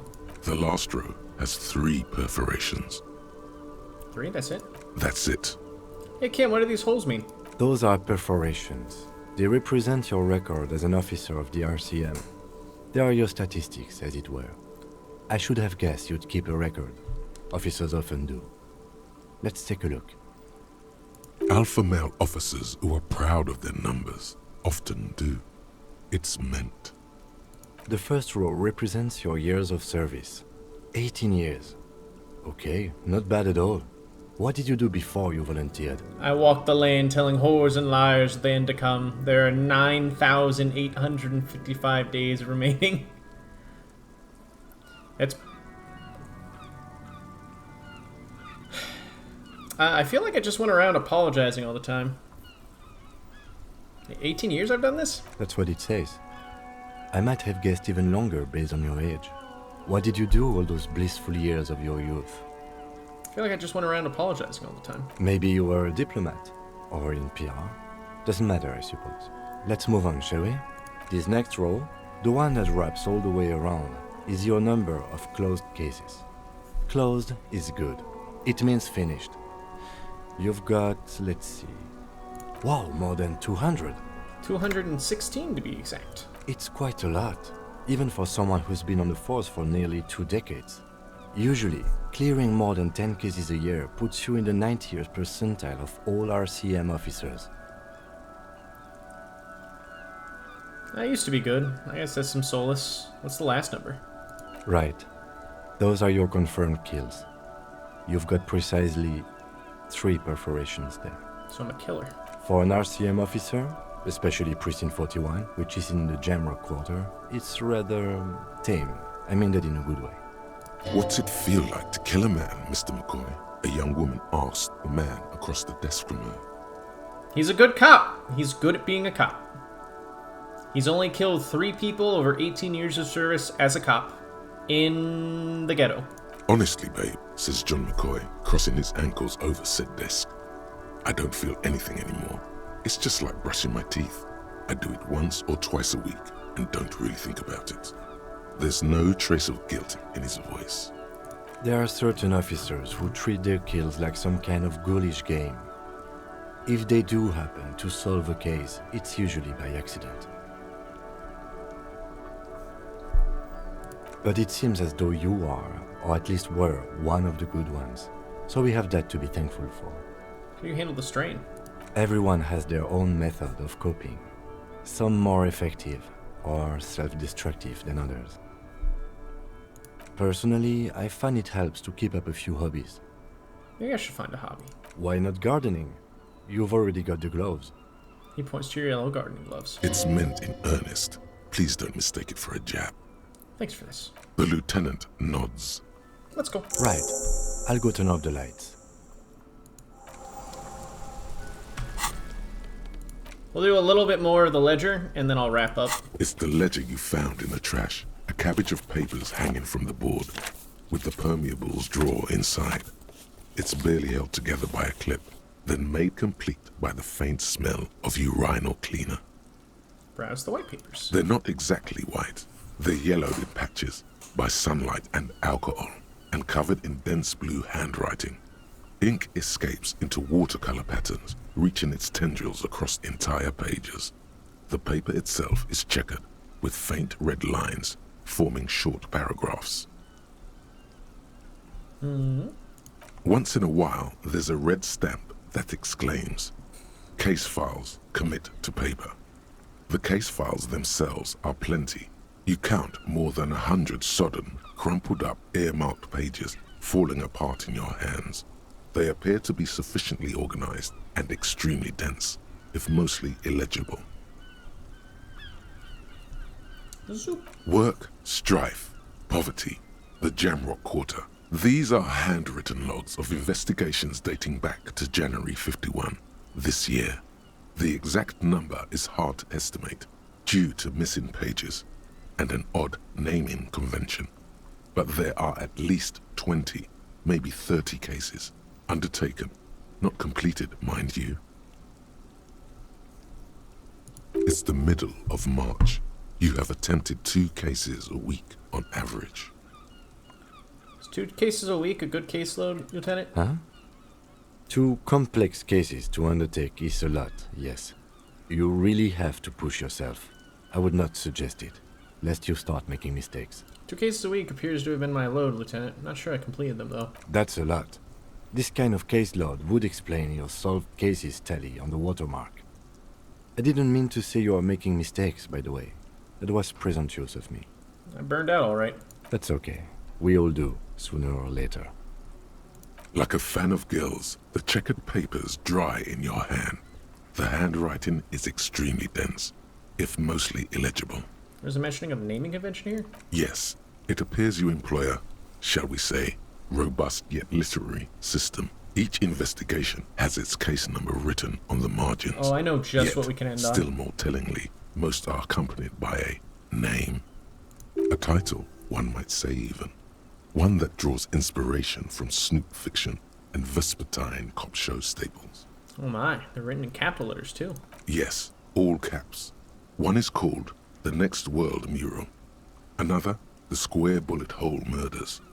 Another yet, The Unsolvable Case. More? Others appear more light-hearted. The guys on a couch in an unexpected location, and the murder at the hookah parlor. Even the rare article-free collapsing tenement. Murder features prominently throughout. It's going to take an effort to piece these case files together, but it can be done. Once you're done inspecting them up close. My cases appear to employ some kind of naming convention. You mean the alphanumeric? Officer, precinct, time of arrival at the scene? Nope, I mean the non-numeric one. Titles. Oh, you mean the titular? Yes, well, so do I. In our defense, almost everyone in the RCM does. Same energy, Scott, you're right. Why is that? It's a holdover from the early days of the RCM, right after the revolution, when the organization had little idea how to do things. It persists in an unofficial capacity. Officers use these titles to refer to their work among themselves. I seem to have named a case the Square Bullet Hole Murders. I think that one made me think about how the murderer was probably using, like, because all the murders happened in the summer, and there was no proof of what killed him left behind, so I imagine that they were using ice cubes to kill people. Again, in your defense, I seem to have named one the man with the hole in his head. That was a real person. His death was real. Still, I named it that, to amuse myself. I pray his loved ones never find out. Rail spiked through the head. He died. It was a workplace accident.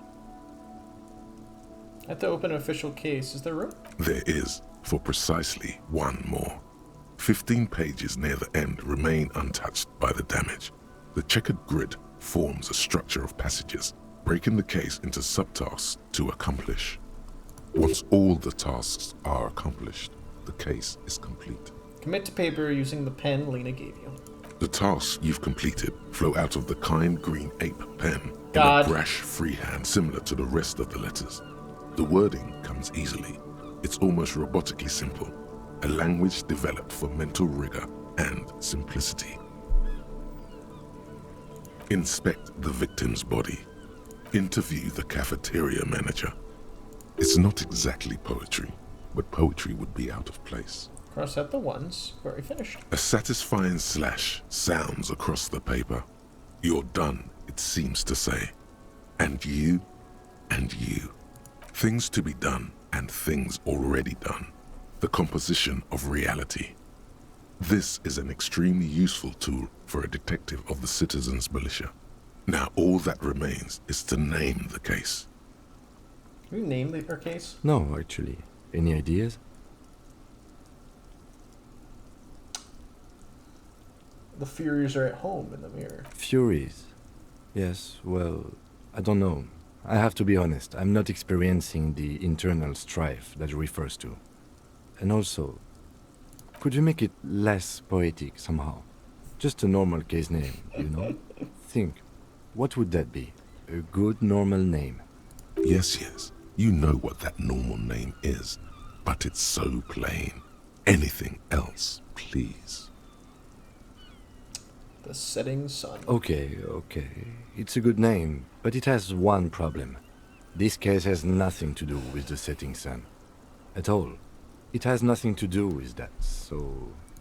Something more concrete, perhaps? Do you have something concrete? Mundane, usual? Usual is boring. We don't do that.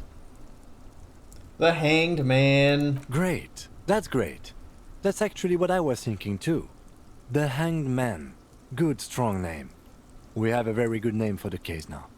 I'm going to start calling it the Hanged Man. It's good we sorted this out. You don't exactly close them, so much as distance yourself from the smelly papers. They're a little further from your nose now. Trying to hurt a cat. Yellow papers. In the back, you see thin, translucent copier paper. Some neon yellow, some bright red, all covered in boxes, like marching armies. These look like official forms, waiting to be filled out. Then rip them from the binder and hand them out, according to type of form. What types of forms are there? 3. The topmost are misconduct fines. The middle ones are station calls. And the bottommost are field autopsy forms. Each is easy enough to make sense of. You don't have to be an intellectual giant to do police work. Misconduct fine. A monetary penalization ranging from 20 to 250 real. Severe cases allow for 1,000 real, but that requires special paperwork. The details of issuing these fines are spread out over the rest of the fields, but they appear pleasantly vague. Ah, good hint. Station call. These are quite sinister in tone. They give a date and time for the person to appear at the specified precinct police station. Below the call are the criminal charges you risk by not appearing. All in a print so small it could be considered downright cute. It's funny that it's like, hey, show up to the station for your crime, or we'll give you worse. A dozen pages of thin copy paper, bright red in color. You see the parameters of a deceased human form waiting to be filled in. Age, sex, condition of internal organs. This is a very cool, state sort of institution. The RCM's way of handling the police. Yes, all that remains now is to fill those forms and hand them to people.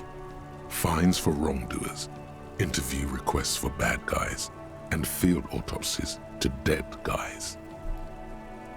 The rest of the stinking cellulose is much worse for wear. Being sandwiched between the board and the rest of the paperwork must have spared the fragile copier paper. Look at the clipboard. It's made of dark blue plastic, hard enough to beat someone to submission with. Hold up, what? The edges are rounded, however. The U4 size board feels thick and heavy in your hand. Light shimmers on its wet surface. Yeah. On the back, you see the embossed letters, RCM. The ledger was used to solve the unsolvable case. Blue. Color's blue. The blue heart. Don't look into it. Shake the ledger. Something rattles inside, ever so lightly. Is there a hidden compartment? A fair bit more humane. And something small inside. Light, made of paper or cardboard, or dried flowers perhaps. Permeables. It's not hidden per se. The compartment is made for permeable materials that would get damaged if something happened to it. Peek inside. The plastic shimmers like lapis lazuli, but it is not see-through. You cannot see to its center. How do I open it? With your hands, U4-sized pages hang from the clip screwed to the top of the board. Smell the ledger. The acidic stench of rotting food is rubbed off on the cellulose. It now forms the base of the experience. This base surrounded by a faint air of spoiled meat, the stuff of death itself, and then sprinkled liberally with the citrus zest of toilet cleaner. You know, like the bits they put into public piss bowls, probably called Fermi Discrete, or Axel, or something. At some point in its journey, the ledger has seen the inside of a public toilet. I know. Sylvia already told me I dunked it in the toilet. If you knew it was dunked in the toilet before getting chucked into the trash, why are you sniffing it? Ever think of that nose? Nope. I'm a policeman. It's police work. I'm just following the leads, you know. Torturing your own nose for no reason is not conducive to case cracking, but... This is getting weird and hostile. Sorry, nose. Let's just move on. Your nose is somewhere between grateful and resentful. Open the hidden compartment. Lonesome long way home. Alright, let's roll the bones! Yeah, oh, just barely. Jesus. Appear slightly misaligned, like a drawer that's come off its slides. If you bend the plastic on your knee slowly, the slides snap back into place. It should be possible to just, you know, slide the drawer open. Without resistance or sound, the two panels move against each other. The compartment is now open. What's inside? 2 ticket stubs and a handmade postcard.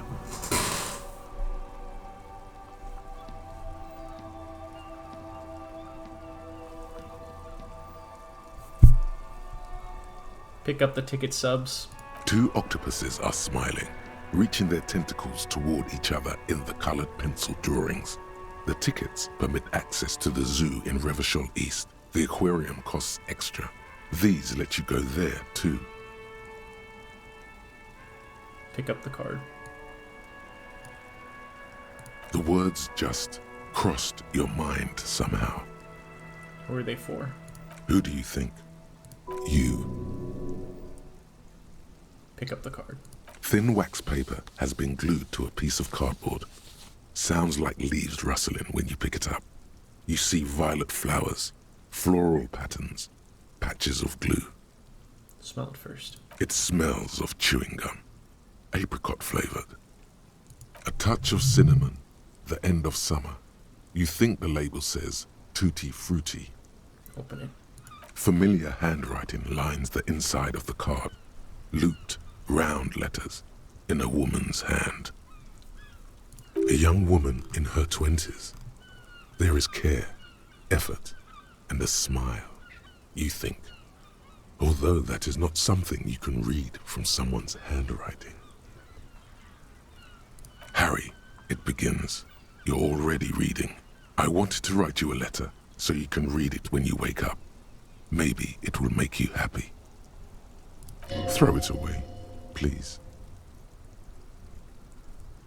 But it will make me happy. A merciful wind blows in from the bay of Revachol, dusting the ground at your feet and raising newspapers far away. You feel the card slipping into it. What's that? Frisson covers your entire body, a feeling of cold, a persistent chill. Hold on to it. Read the card. Your hands shake, holding onto it. Every morning when I step out, you're asleep behind me. It says, I find a little piece of sadness in me. I carry it in my chest, down Voyager Road. Every step I take, it grows. By the time I reach the fuel station, it has filled me entirely. I step onto the light rail and look back. Sparks fall from the bow collector. I know it will be like this until late afternoon, when I get off the 42 and walk back to you. You. Every step I take will get lighter. It almost makes me run. Sometimes I do. I can't believe I met you. I can't believe the happiness I feel with you. You have a vast, vast soul, and I will always, always, always come back to it. Kisses, kisses, kisses. You feel the air sucked out of your lungs and the blood sucked out of your head. Everything around you gets dark. Small white dots appear. Sparks fall like snow from the bow collector, a streetcar distancing. You feel the ledger slip from your hand. No, hold on. To what? There's nothing. Detective, is everything all right? Fall sideways.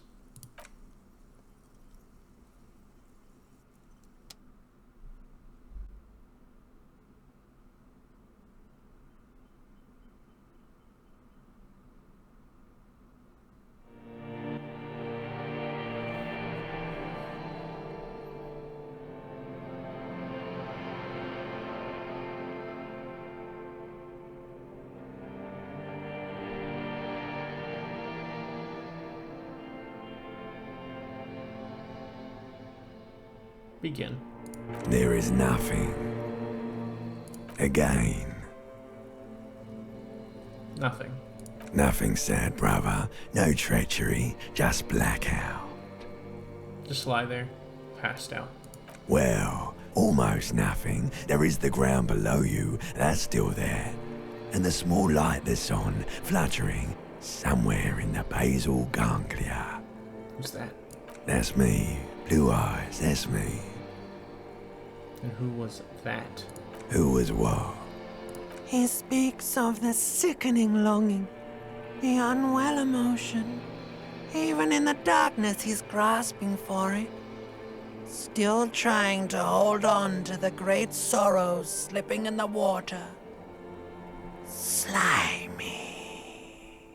No, I was cool. I'm cool. The cool when you're dead, brother.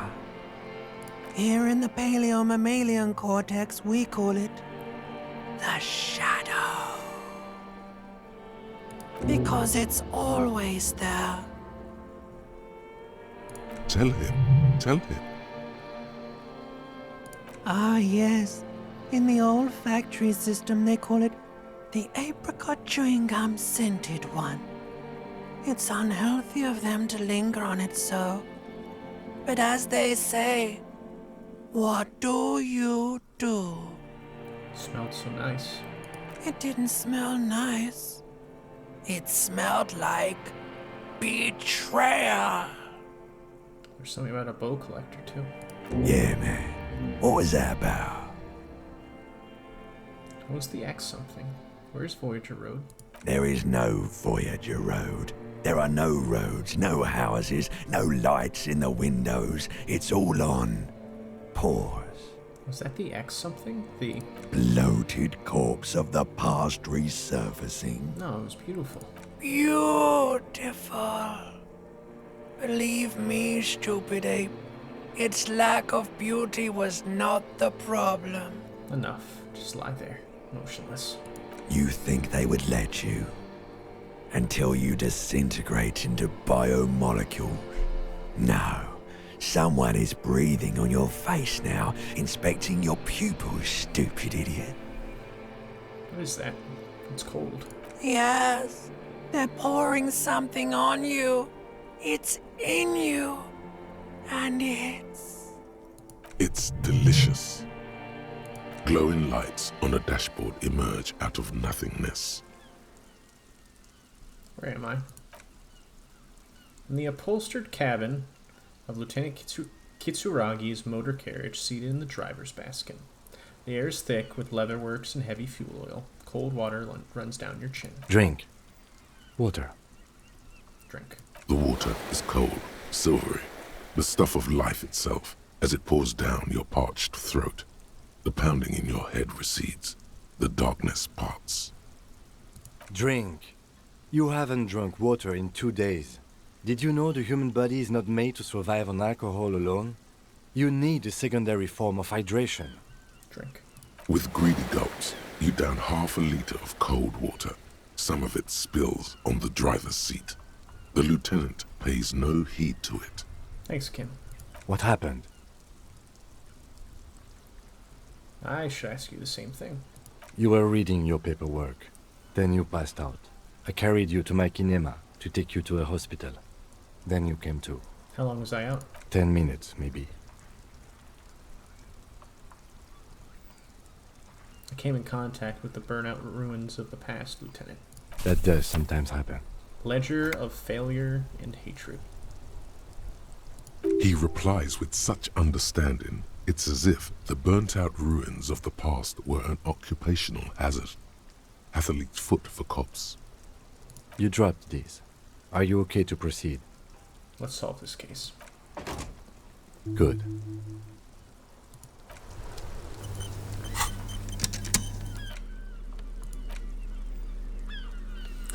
It's the same ledger you found in the trash, only worse somehow. It makes you think about the letter, about the woman's handwriting, about not wanting to get out of bed in the morning.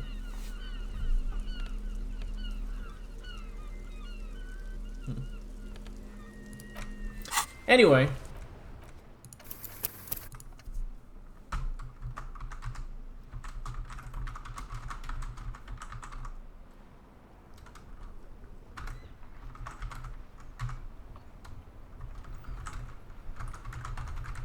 Of course, thank you all for watching. I had a really fun time coming back to this.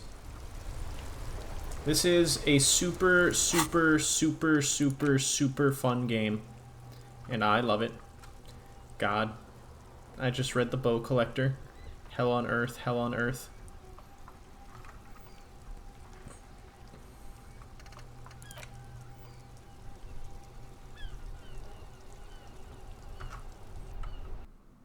Anywho. Thank you all for watching. I look forward to streaming more when I can. But until such time, take care, everyone. And know that I love you. Goodbye!